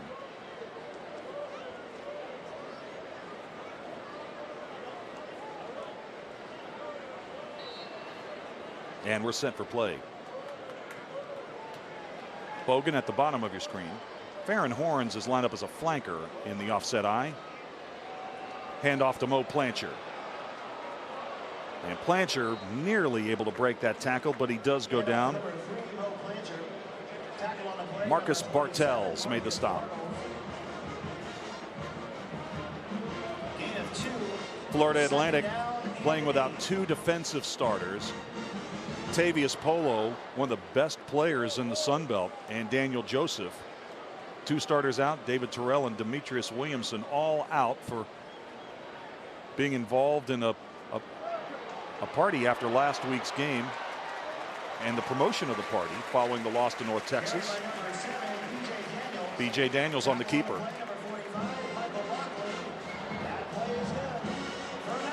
And, you know, and there's a called quarterback draw there from Daniels, and you like the call. Picked up big yards. The thing about Daniels is, as we saw Jeff Van Camp slide earlier to avoid contact, boy, Daniels doesn't shy away from it. He runs the ball like a fullback when he gets up there against those defensive backs. Michael Lockley made the stop from his middle linebacking spot. Lockley was the guy who had the game-saving block of a potential game-winning field goal by UAB in the season opener that gave FAU the upset victory on the road. Mo Plancher spinning like a top in there, takes the ball down near the 44-yard line for USF. And by the way, we were wondering about the status of Demetrius Murray, who rushed for over 100 yards last week and looked so impressive against Western Kentucky. From what we understand, it's just the ankle. It's a coach's decision. They're going to hold him out. He has not played in the game tonight. And I think it's a smart decision. Get him ready for the conference play. Let him rest it tonight and bring him back next week. Out of the eye. Plancher again. Little stutter step. He picked the hole and went ahead and is very close to the first down at the Bull 48. See, Plancher, what he does really well, he runs what you call behind your pads. And what that means is he runs low to the ground. He gets his pads out forward. He's not a stand-up straight type of runner. And what it does is he's always getting extra yards.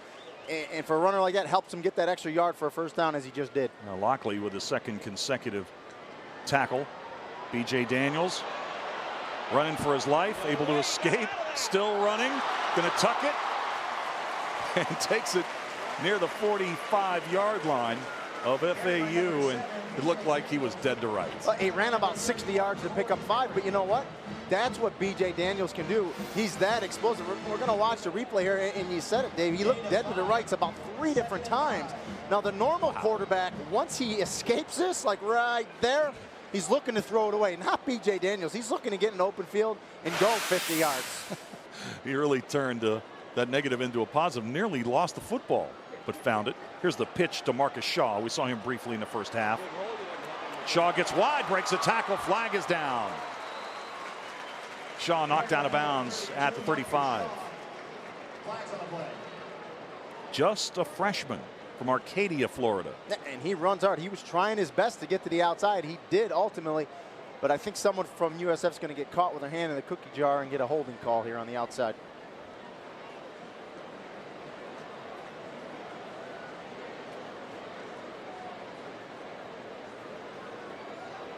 Holding. Number 43 on the offense. 10 yards from the spot of the foul. Repeat second down. That's a fullback Richard Kelly called. And you're going to see it here on the replay. Shaw does a good job. He works. You know, and what happened there with the fullback is, unfortunately, Shaw, the fullback thought he was going to cut it up. And when Shaw bounced it, the fullback was in the wrong position and kind of grabbed him.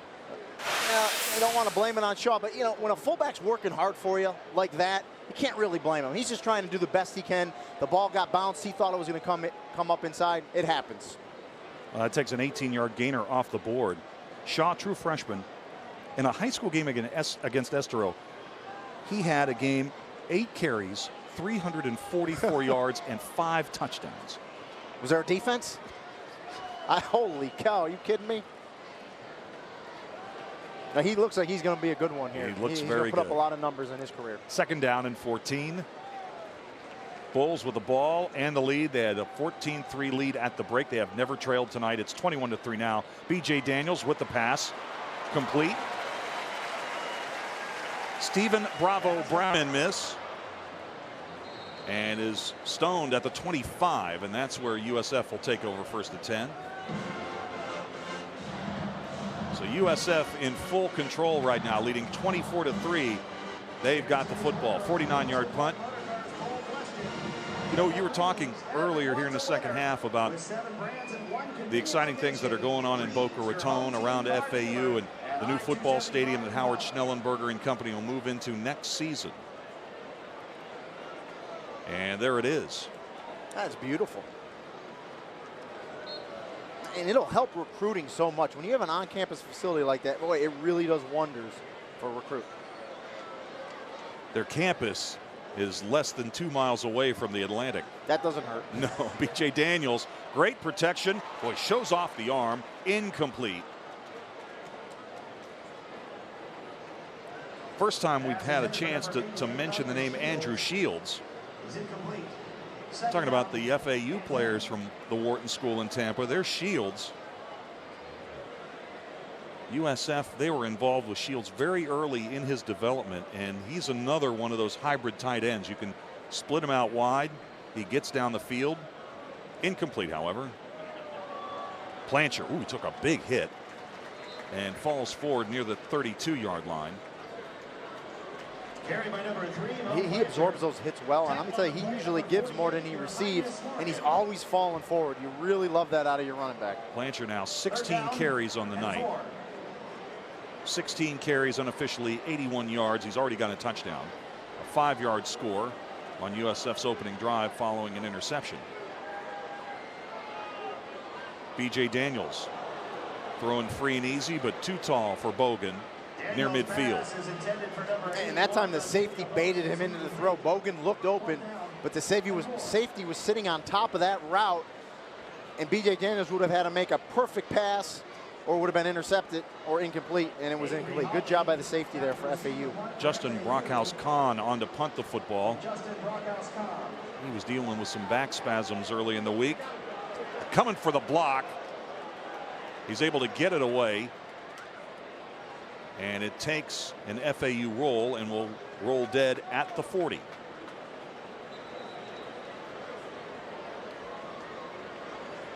And for USF, they came into play tonight 3rd in the nation in net punting, over 44 yards per attempt. One of their shorter punts of the year. Well, he's punted a bunch tonight, so his legs got to be tired. But, you know, with good field position here, 54 seconds left in the quarter. That's a 29-yard punt, no return. There's no flag on the play. First down. All right, good field position for FAU. We're inside of a minute to go in our 3rd quarter. Well, how about the day that the major schools here in the state of Florida have had? Earlier today, Miami goes on the road and they beat Clemson. Florida State goes to Charlottesville and they dominate against UVA. Now Miami and Florida State going to meet next week in Miami. That'll be a big game. Florida and Alabama going head-to-head right now. Yeah, and Ja'Cory Harris playing great in Miami. Christian Ponder playing great in Florida State. So, yeah, great day for the Florida teams. Ja'Cory Harris had 4 touchdowns in that game, a win at Clemson. Van Camp throwing off his back foot, able to get that pass to Gene. That's a first down up at the 45-yard line. That's a gain of 15. Yeah, I mean, Van Camp threw the ball off his back foot, and he actually kind of slung it sidearm, which is unusual for a guy 6'6". But I tell you what, he put the ball on the money. Good route, good catch, first down. You see Van Camp 133 yards tonight, 273 last week. But, you know, with a quarter left, they're going to have to throw it. His numbers could get up there in a hurry. He threw for 254 yards and 3 touchdowns in the win at UAB. And Giddens is right there along with D.D. Lattimore to handle the ball carrier. No gain. And what makes it so hard for FAU is USF's interior defense line is so good that they can actually drop extra defenders in the secondary and just play the pass and react to the run, because the defensive line is getting off blocks and they're so powerful they can hold their own. You don't have to run blitzes. You don't have to bring guys up in the box. And that's a big deal. We come to the end of the third quarter, set to head to the fourth. USF impressive at home. They've got a 21-point lead on the Falcons, on the Owls from Boca Raton.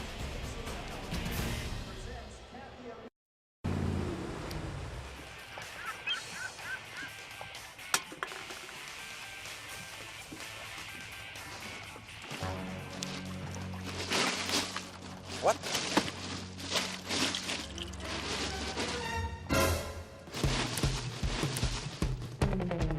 In Florida, officers go to great lengths to keep our waterways safe. If you're the boat operator and have too much to drink, you'll get some time to chill. So keep it fun. Boat safe, boat sober. If you've been injured due to the negligence of someone else, your injuries are real, and your case is not a game. However, just as team effort is important to win a football game, College football presented by Sprint tonight on ESPN3.com. Maikon Bonani, a 46-yard field goal. 24-3, USF leads Florida Atlantic. Maikon slowed with a hip soreness this week, but he's not feeling any pain after that terrific kick. Well, you know, I got to say, he's got a leg up in the kicking job now. I mean, that looked great. It would have been good from about 55. And he kicks off here to the 6-yard line.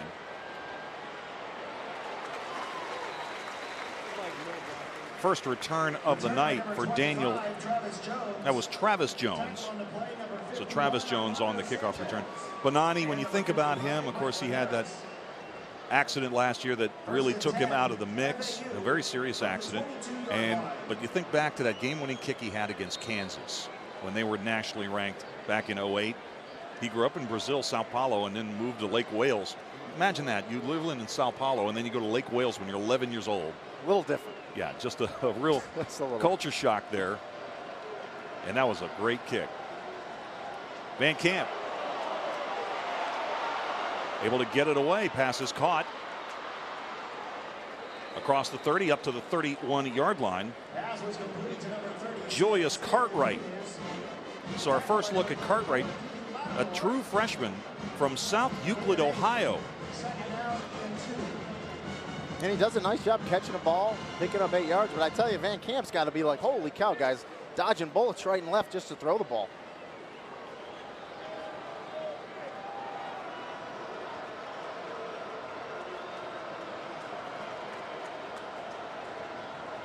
FAU's only score of the game was a field goal. It came in the latter stages of the first half.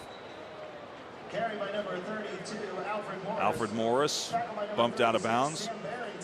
And number 94, Craig Marshall. Morris really hasn't had the holes to run through that he did last year when he earned all Sun Belt honors and won the rushing title in that conference. And you know, Dave, you build teams from the inside out, and you see USF has a good interior defense and offensive line. Unfortunately, FAU's a work in progress with that offensive line. They just have to keep working and plugging ahead. Tonight is the first game in which FAU has had their entire offensive line intact.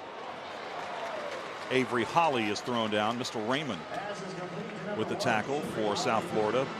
In the offensive line for FAU, Chris Newbold, the right guard, missed last week's game against North Texas. He is back in there tonight. 2nd down and 2. And that should help. And you see they got protection there. And we've seen it tonight. The few times he's had good protection, Van Camp's made good throws and they've had positive yards. Just not enough protection. Not consistent enough. Gain of 8, 2nd down and 2. Van Camp from the gun. Pass is caught by Gene, and he's got it. 1st down at the USF 49. So that's a gain of 7. Number 3, Lester Gene. Number 2, Quentin Washington. And you like a receiver like Gene that's not afraid to go over the middle and make the catch, especially when you know you're going to get hit. And, you know, I always tell young kids when I coach them, well, I was going to get hit, coach. Well, you're going to get hit anyway, so you might as well catch the ball. And Gene did a good job there catching it for the 1st down. When FAU starts running the football more effectively, that's when they're going to get back to their winning ways. They came into play tonight 114th in the nation, averaging just 73 rushing yards a game, about half of what they were averaging last year. Here's the pitch. Morris, and there's just nowhere to go. Raymond was able to came up from his cornerback spot and made the tackle. I mean, you did exactly what you want to do on a toss play. You want to string it out. The longer you can make that running back go east and west, the more USF defenders, the more hats you're going to have to the ball. And Bedford did a great job at defensive end shedding his block, and they just strung it along, and boom, when they get to the ball carrier, 1 yard loss. Just 35 rushing yards tonight. 2nd and 11. Gene is in motion. Protection's good for Van Camp, but now finally breaks down, and it's Patrick Hampton. So Hampton continuing the impressive play that really started last week against Western Kentucky. And that's the first time tonight that Van Camp actually had time, and whether it's a coverage sack or he just doesn't get rid of it quick enough, you're going to see him drop back. He's got time. He's got good protection. He looked to the left, so he knew it was coming. He's got to have that internal clock. Not only does he have to have the internal clock, he looked to the left, so he knew the pressure was coming. Unfortunately, he didn't get rid of the ball. You know, there are so many great high school players in the state of Florida, but USF has not only been able to mine this area, but they've been able to get into Georgia for players like Patrick Hampton. Van Camp sacked again, brought down on consecutive plays. It's Ryan Giddens this time.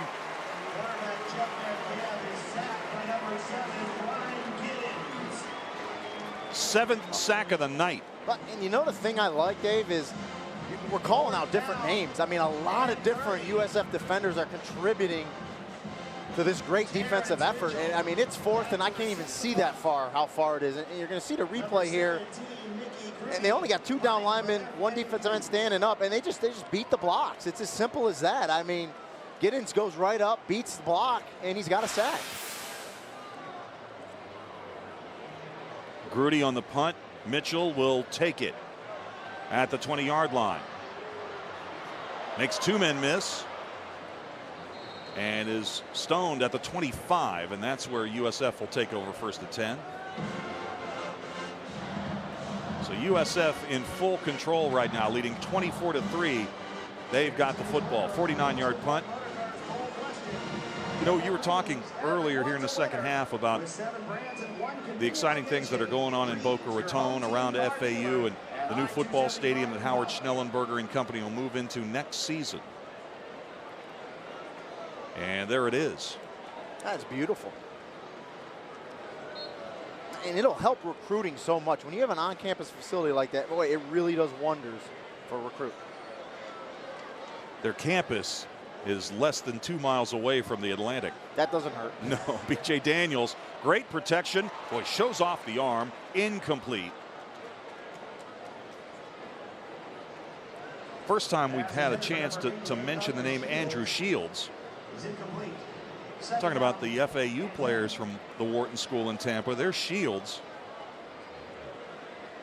USF, they were involved with Shields very early in his development, and he's another one of those hybrid tight ends. You can split him out wide. He gets down the field. Incomplete, however. Plancher, ooh, he took a big hit and falls forward near the 32-yard line.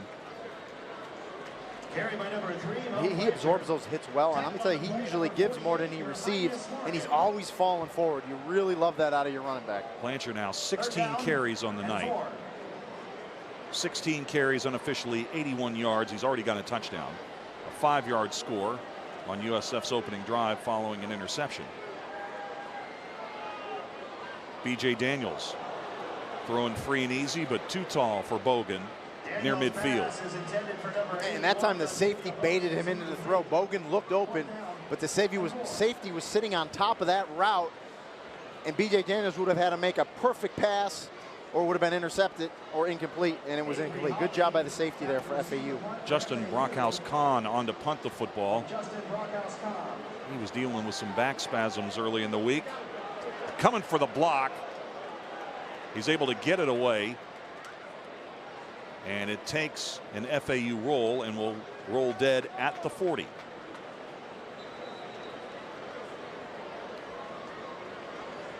And for USF, they came into play tonight 3rd in the nation in net punting, over 44 yards per attempt. One of their shorter punts of the year. Well, he's punted a bunch tonight, so his legs got to be tired. But, you know, with good field position here, 54 seconds left in the quarter. That's a 29-yard punt, no return. There's no flag on the play. First down. Right, good field position for FAU. We're inside of a minute to go in our 3rd quarter. Well, how about the day that the major schools here in the state of Florida have had? Earlier today, Miami goes on the road and they beat Clemson. Florida State goes to Charlottesville and they dominate against UVA. Now Miami and Florida State going to meet next week in Miami. That'll be a big game. Florida and Alabama going head-to-head right now. Yeah, and Ja'Cory Harris playing great in Miami. Christian Ponder playing great in Florida State. So, yeah, great day for the Florida teams. Ja'Cory Harris had 4 touchdowns in that game, a win at Clemson. Van Camp throwing off his back foot, able to get that pass to Gene. That's a first down up at the 45-yard line. That's a gain of 15. Yeah, I mean, Van Camp threw the ball off his back foot, and he actually kind of slung it sidearm, which is unusual for a guy 6'6", but I tell you what, he put the ball in the money. Good route, good catch, first down. You see Van Camp 133 yards tonight, 273 last week, but you know, with a quarter left, they're going to have to throw it. His numbers could get up there in a hurry. He threw for 254 yards and 3 touchdowns in the win at UAB. And Giddens is right there along with D.D. Lattimore to handle the ball carrier. No gain. And what makes it so hard for FAU is USF's interior defense line is so good that they can actually drop extra defenders in the secondary and just play the pass and react to the run, because the defensive line is getting off blocks and they're so powerful they can hold their own. You don't have to run blitzes. You don't have to bring guys up in the box. And it's a big deal. We come to the end of the 3rd quarter, set to head to the 4th. USF impressive at home. They've got a 21-point lead on the Falcons, on the Owls from Boca Raton.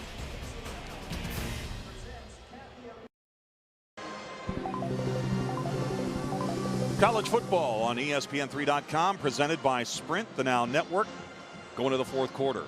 USF leads Florida Atlantic 24-3.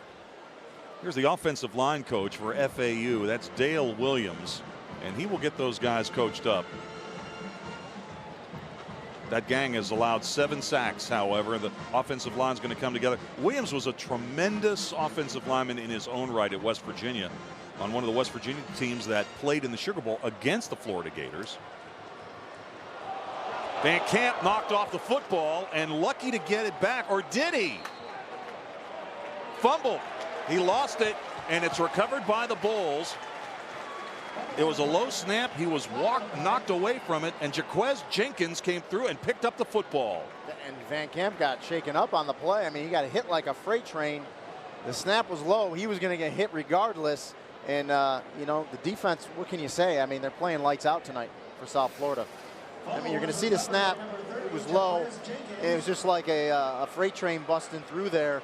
Big play. No way Van Camp was going to get back on it. It was Sam Barrington that hit Van Camp to cause this fumble, and just what the doctor ordered for the USF defense. Once again. We'll see if Van Camp can come back in the game. If he can't, Graham Wilbert is listed as the backup. Play action, Daniels. Daniels throwing the ball down the field. Pass is caught. Evan Landy fighting a late hit. And a flag is going to go down.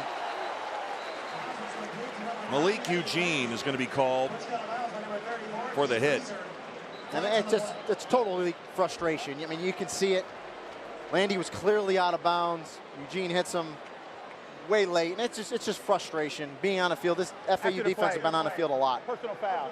Number 21 on the defense. After this to the goal, first down. So Malik Eugene, who grew up 10 minutes from the USF campus, called on the personal foul. And Landy does a good job. Good stiff arm fighting to get up. I mean, clearly out of bounds. I mean, you can't do that. And once again, it's frustration. I'm not excusing it. You can't do it, but clearly frustrated. This FAU defense has been on the field all night tonight, and just clearly frustrated.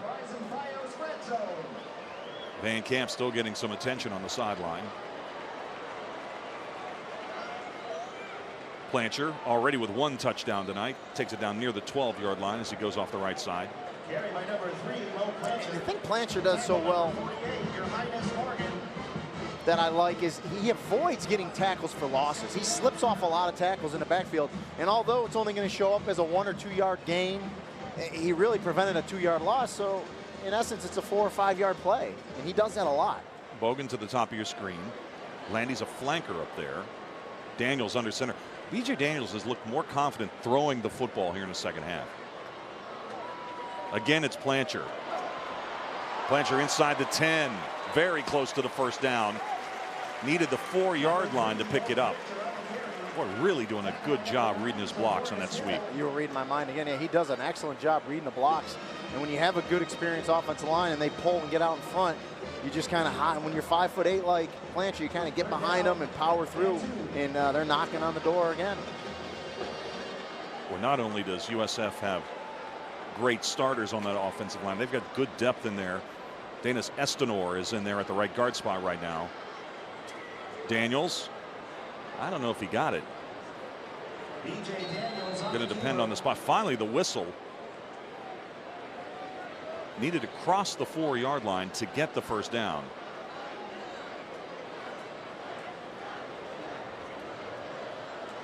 And he's short.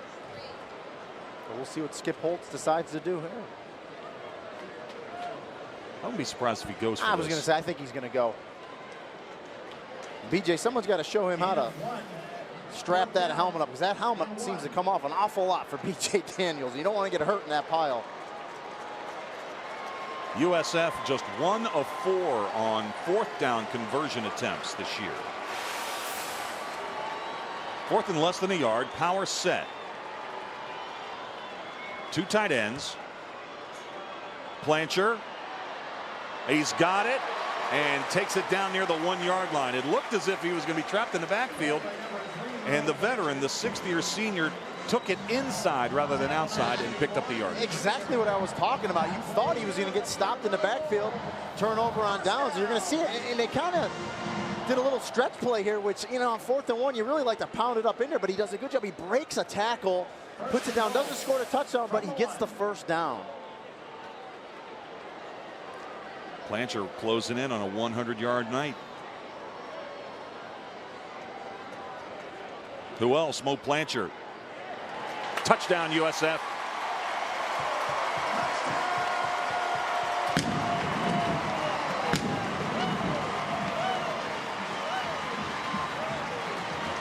And give credit to Blanchard and that offensive line led by Samson Genius. They're playing excellent. They're really pushing FAU off the ball, and they're owning and controlling the line of scrimmage. You're going to see it. It's just a straight eye with the lead fullback in there. Does a good job. Plancher, as we talked about, he's low. He finds the hole. He smells the goal line in there. Scores the touchdown. So Bonani, who already has a 46-yard field goal to his credit tonight, on to add the extra point. Up and good. 31-3. 12 minutes to go in the 4th here in Tampa. And the Bulls offense coming alive, leading 31-3 over FAU.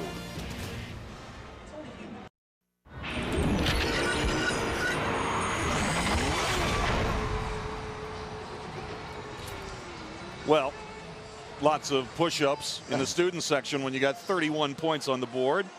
USF 31, Florida Atlantic 3. 12 minutes to go in our fourth quarter. Mo Plancher, 15 career rushing touchdowns. Got a pair of them tonight. Had a rushing touchdown last week against Western Kentucky. Mo Plancher looks like he's ready for the Big East season. Yeah, he's been the workhorse. He's looked great tonight, and just what he wants to do going into his Big East schedule. This game was 14-3 at the half, and the second half has been dominated by the Bulls. Damian Fortner on the return and takes it out to the 29-yard line. Number 4, Tyson Butler on the tackle. FAU's quarterback Jeff Van Camp went down hard, and at the end of the last possession for the Owls, and we've got a change at the quarterback spot now. Offside. Number 6 on the kicking team. 5 yards from the end of the run. First down. And as we anticipated, Graham Wilbert is now in there at quarterback, sophomore from Valencia, California. Played briefly against Michigan State. That was an interesting game that was played at Ford Field, but was technically a home game for Florida Atlantic.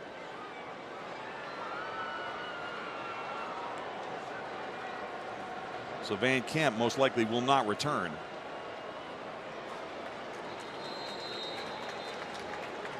And so Floyd goes nowhere. No gain. It'll be second down and 10. And Wilbert, very similar to size in Van Camp, 6'6", big strong frame. Other than the different jersey number, they look identical there. We'll have to see what his arm looks like, but Coach Schnellenberger decides to come out and run it on first down. Greeny, this is a pretty interesting series between, the all-time series between Florida Atlantic and USF. Second down. Wilbert to throw, going long. Trying to get that ball to Gene, and Gene, he can make those one-handed catches, but unable to hold on to it with the right hand. When these two teams met for the first time in 2002, that was the first time that USF had played another school from inside the state of Florida. But the second time they met, it was a lot more interesting. That was 2007, as we see Van Camp on the bench. USF was ranked 6th in the nation. They had won at Auburn in overtime. They had beaten West Virginia in a nationally televised game. And the game at FAU was the week before the game against UCF. Off to the races goes Floyd. And Floyd is knocked out of bounds at the 16-yard line. Best run of the night, best offensive play of the night for the Owls. Well, yeah, started up the hole, did Floyd, bounced it to the left, and obviously has good speed, shows it. Beats the USF defenders and picks up a big gain. He said it's a lead draw play. Does a nice job cutting it off. Breaks a tackle. Bounces it out to the left. Gets a good block by the tight end Hauser. And you can see him run down the field. Nice pickup. Obviously the best play of the night for FAU. That play covered 49 yards. So FAU now in a red zone. And he is brought down at the 16-yard line. Terrell McLean was in there making the stop. So anyway, going back to that game in 2007, that was a game that was tied at 14 in the third quarter. It was a game where Rusty Smith was making all the throws for FAU, and USF was playing without Mike Ford. He had been suspended, and Jamar Taylor had to come out of the game with an injury. Ben Williams stepped in and just went crazy for USF in the second half. Ended up tying a school record with 4 touchdowns, ran for 186 yards, and the Bulls won the game 35-23. Howard Schnellenberger, we're talking about that game a little bit earlier this week. Pass incomplete off the knee of his intended receiver. Xavier Stinson couldn't hold it. Schnellenberger said after that game in 2007 that FAU really at that point was still kind of in the business of moral victories, and that was a real measuring stick about how much progress they had made. And it was the quintessential trap game for USF, being ranked 6th in the nation, and FAU almost snuck up on them. But Schnellenberger also told us he doesn't shy away from any of the teams in Florida. He'll play them all if they'll play them. So maybe one of the underrated stars in the history of USF football, Ben Williams, had a beautiful game back then. And that pass is intercepted. Mike Linares has got it.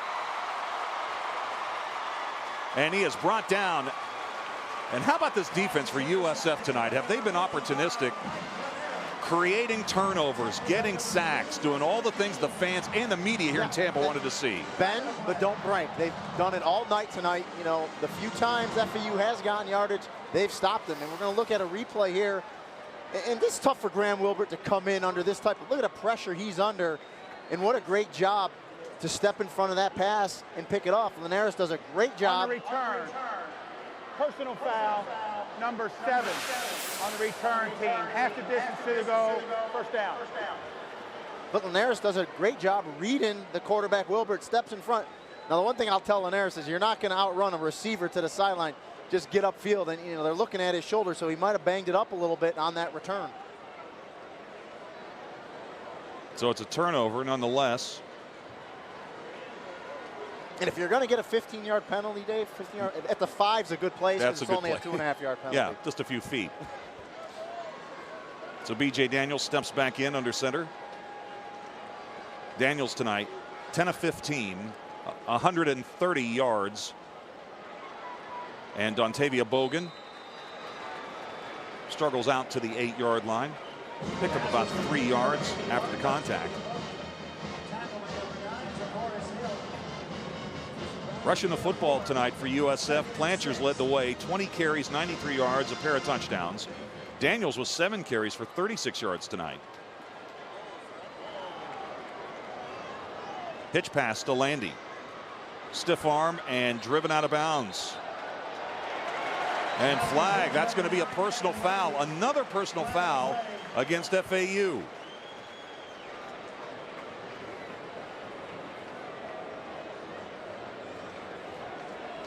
And that time it didn't look as egregious as it was before. It just looked like he was hustling the ball and hit him late. Personal foul.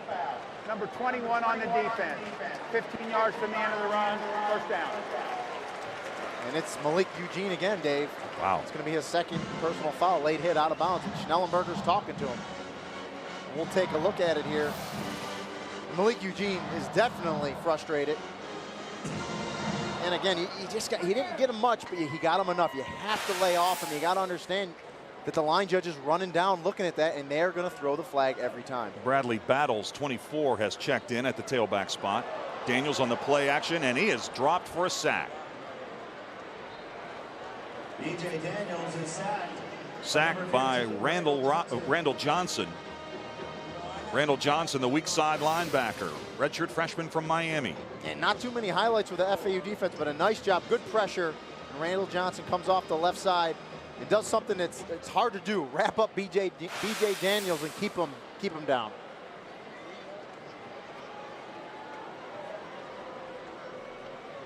Daniels again. And that pass is caught, and that's Miller. So that's kind of interesting now where you got Joel Miller on the field for USF, and Dino Cox is still in there at the left defensive tackle spot for FAU. Former high school teammates going at it. Yeah.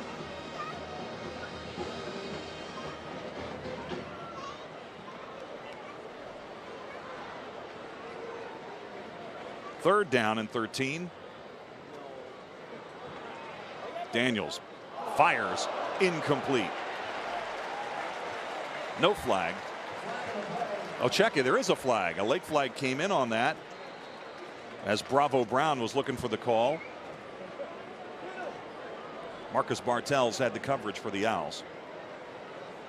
And the nice thing there, Bravo Brown runs a good route. The throw's good, and Bartels has no other choice but to go through Bravo Brown to Pass make interference. the breakup. Number 27 on the defense. 15 yards from the previous spot. First down. When you run good quality routes like Stephen Bravo Brown did there, and we're going to see it in a replay, he's running a corner route. Beautifully, gets in front of Bartels, and B.J. Daniels has a strong arm, puts it on him. The defender has no choice but to interfere. They talk about Bartels and how physical he is. He's only 5'9", 170, a little too physical that time. Pitch pass is caught.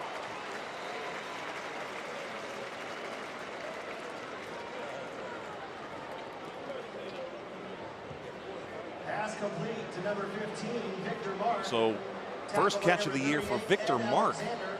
We're starting to get down into the depth chart for USF. Victor Mark makes the catch. Sophomore.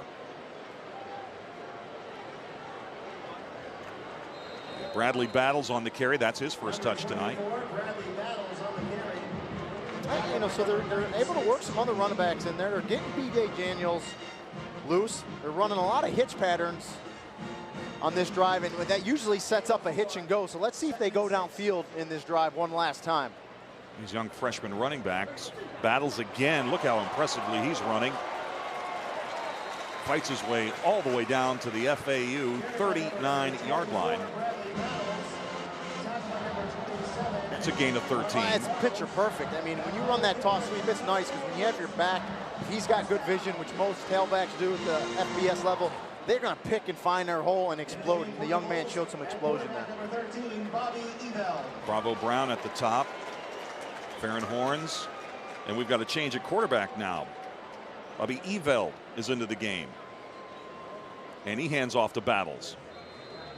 So Battles tries the right side. Picks up a couple of yards. Eveld's a freshman from Jesuit High School in Tampa. A walk-on. And he came out red hot in the opener against Stony Brook. He completed his first 8 passes in that game. And it's important to get him work. He got work in Stony Brook. He's going to get work here.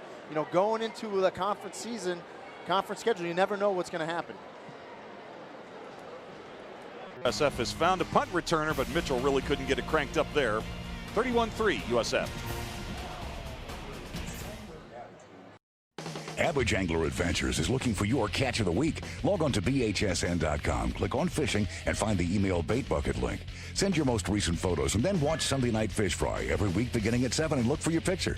We'll highlight the best catches throughout the night, and one angler each week will receive a Bright House Sports Network Sunday Night Fish Fry prize pack. Just go to BHSN.com now and send us your photo. Then watch the Sunday Night Fish Fry every week beginning at 7 on Bright House Sports Network, keeping it local only on Bright House Network's Channel 47.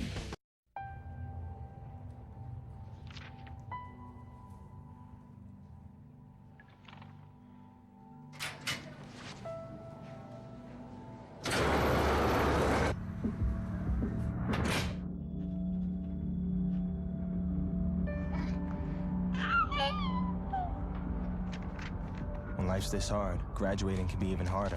But you can help Jose and the students in your community make it through by visiting boostup.org. Look around your home. It's full of promise because you live in a Bright House where you get the backing of our Customer Promise, the model for customer care. With 24/7 access, service calls 7 days a week, and a guarantee to be on time. Plus, the freedom to enjoy your entertainment every day without contracts or penalties. Your Bright House is full of promises, and these are commitments you can count on to make your life easier. Bright House Network's Customer Promise. It's all about you. USF leads Florida Atlantic. Just under 6 minutes to go in the fourth. B.J. Daniels, big smile on his face. He had a good game tonight. Ran the ball, threw the ball confidently. He's ready for the Big East opener here at Ray J next week against Syracuse. He did, and the biggest thing you want out of your quarterback is to be a leader and lead the team, and he did that tonight. Following the change of possession, Floyd, who's got a 49-yard run to his credit tonight, unable to get cranked up. Joyce made the stop for the Bulls. Honestly, I think many of the people who came to the stadium last week for the Western Kentucky game probably expected this type of game. Yeah, exactly. I mean, Western Kentucky played them very tough last week, and it wasn't the comfortable lead, comfortable victory that they had last week as they do this week. So getting a good look at some of the Bulls' depth here. No gain, 2nd and 10. Floyd again, he is quick to the hole. As he crosses the 20, takes it out to the 21-yard line. That's a gain of 5. It's 3rd down and 5. And you can see Coach Schnellenberger, he just wants to run the ball. He wants to grind this 5 minutes off just as quick as Coach Skip Holtz does, and you know, he's ready to move on to next week and really get into the meat of his Sun Belt Conference. Schnellenberger has his backup wide receivers in there now. Byron Hankerson, a sophomore from Hollywood, Florida, number 87. and DeAndre Richardson, number 2. Here's the handoff again to Floyd. And Floyd takes it out to the 24-yard line. Dante Spires made the stop for USF. And we saw the graphic a minute ago, Dave. 153 yards total if you combine the penalties FAU's had and the yards lost and sacks. And it's not going to be good. And you know what else? It's not going to look good on film Monday. So FAU is going to have to get back to Boca Raton and try to pull it together before they get back in Sun Belt Conference play at Louisiana Monroe. Mitchell is back to receive this punt for the Bulls, and he will take it on the 36-yard line. Ran right into the waiting arms of Tim Raber. Returned by number 14, Terrence Mitchell. USF has found a punt returner, but Mitchell really couldn't get it cranked up there. 31-3 USF.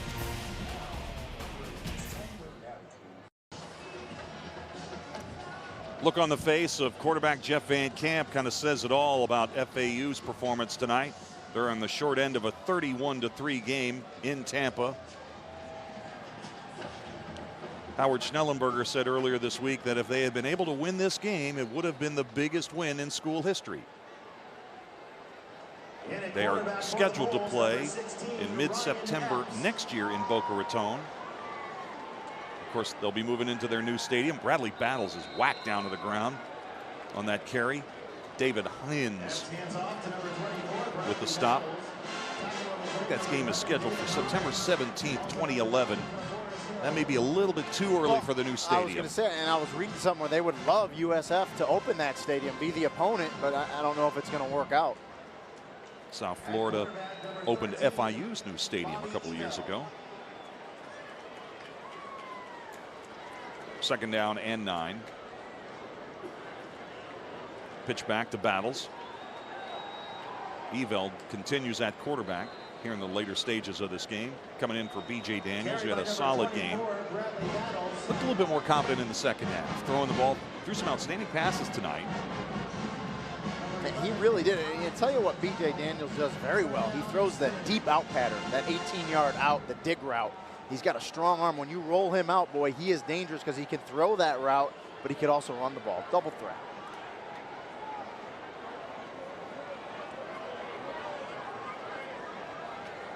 Third down.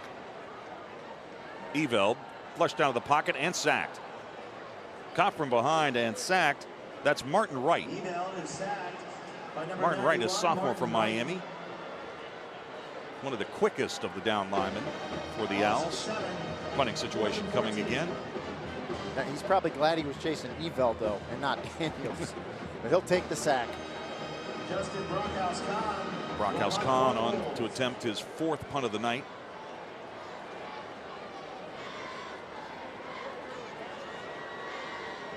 He has had a tremendous season to this point.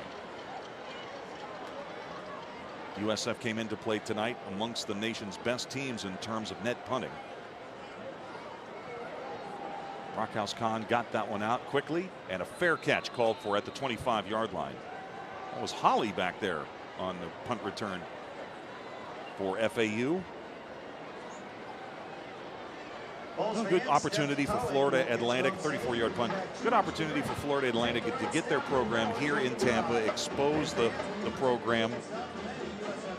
And defensive backs coach Dick Hopkins recruits the Tampa area, and FAU has been able to get into Tampa for some players. And over the years, the Owls have found some players from Bradenton, Polk, and Hillsborough County. And let's face it, when you're FAU or FIU, you're not going to start knocking these teams off until you start stealing some of their players, some of their recruits away. And slowly but surely, they're starting to do it, getting the upper echelon players. Stinson, the fullback, on the carry. Takes it out just shy of the 30-yard line. And we're closing in on 90 seconds to play. Both teams with their full complement of 3 timeouts.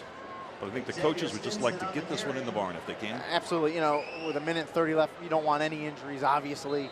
You just want to get it into the house. And as I say it, a player goes down. So I don't know. I guess I'm the kiss of death.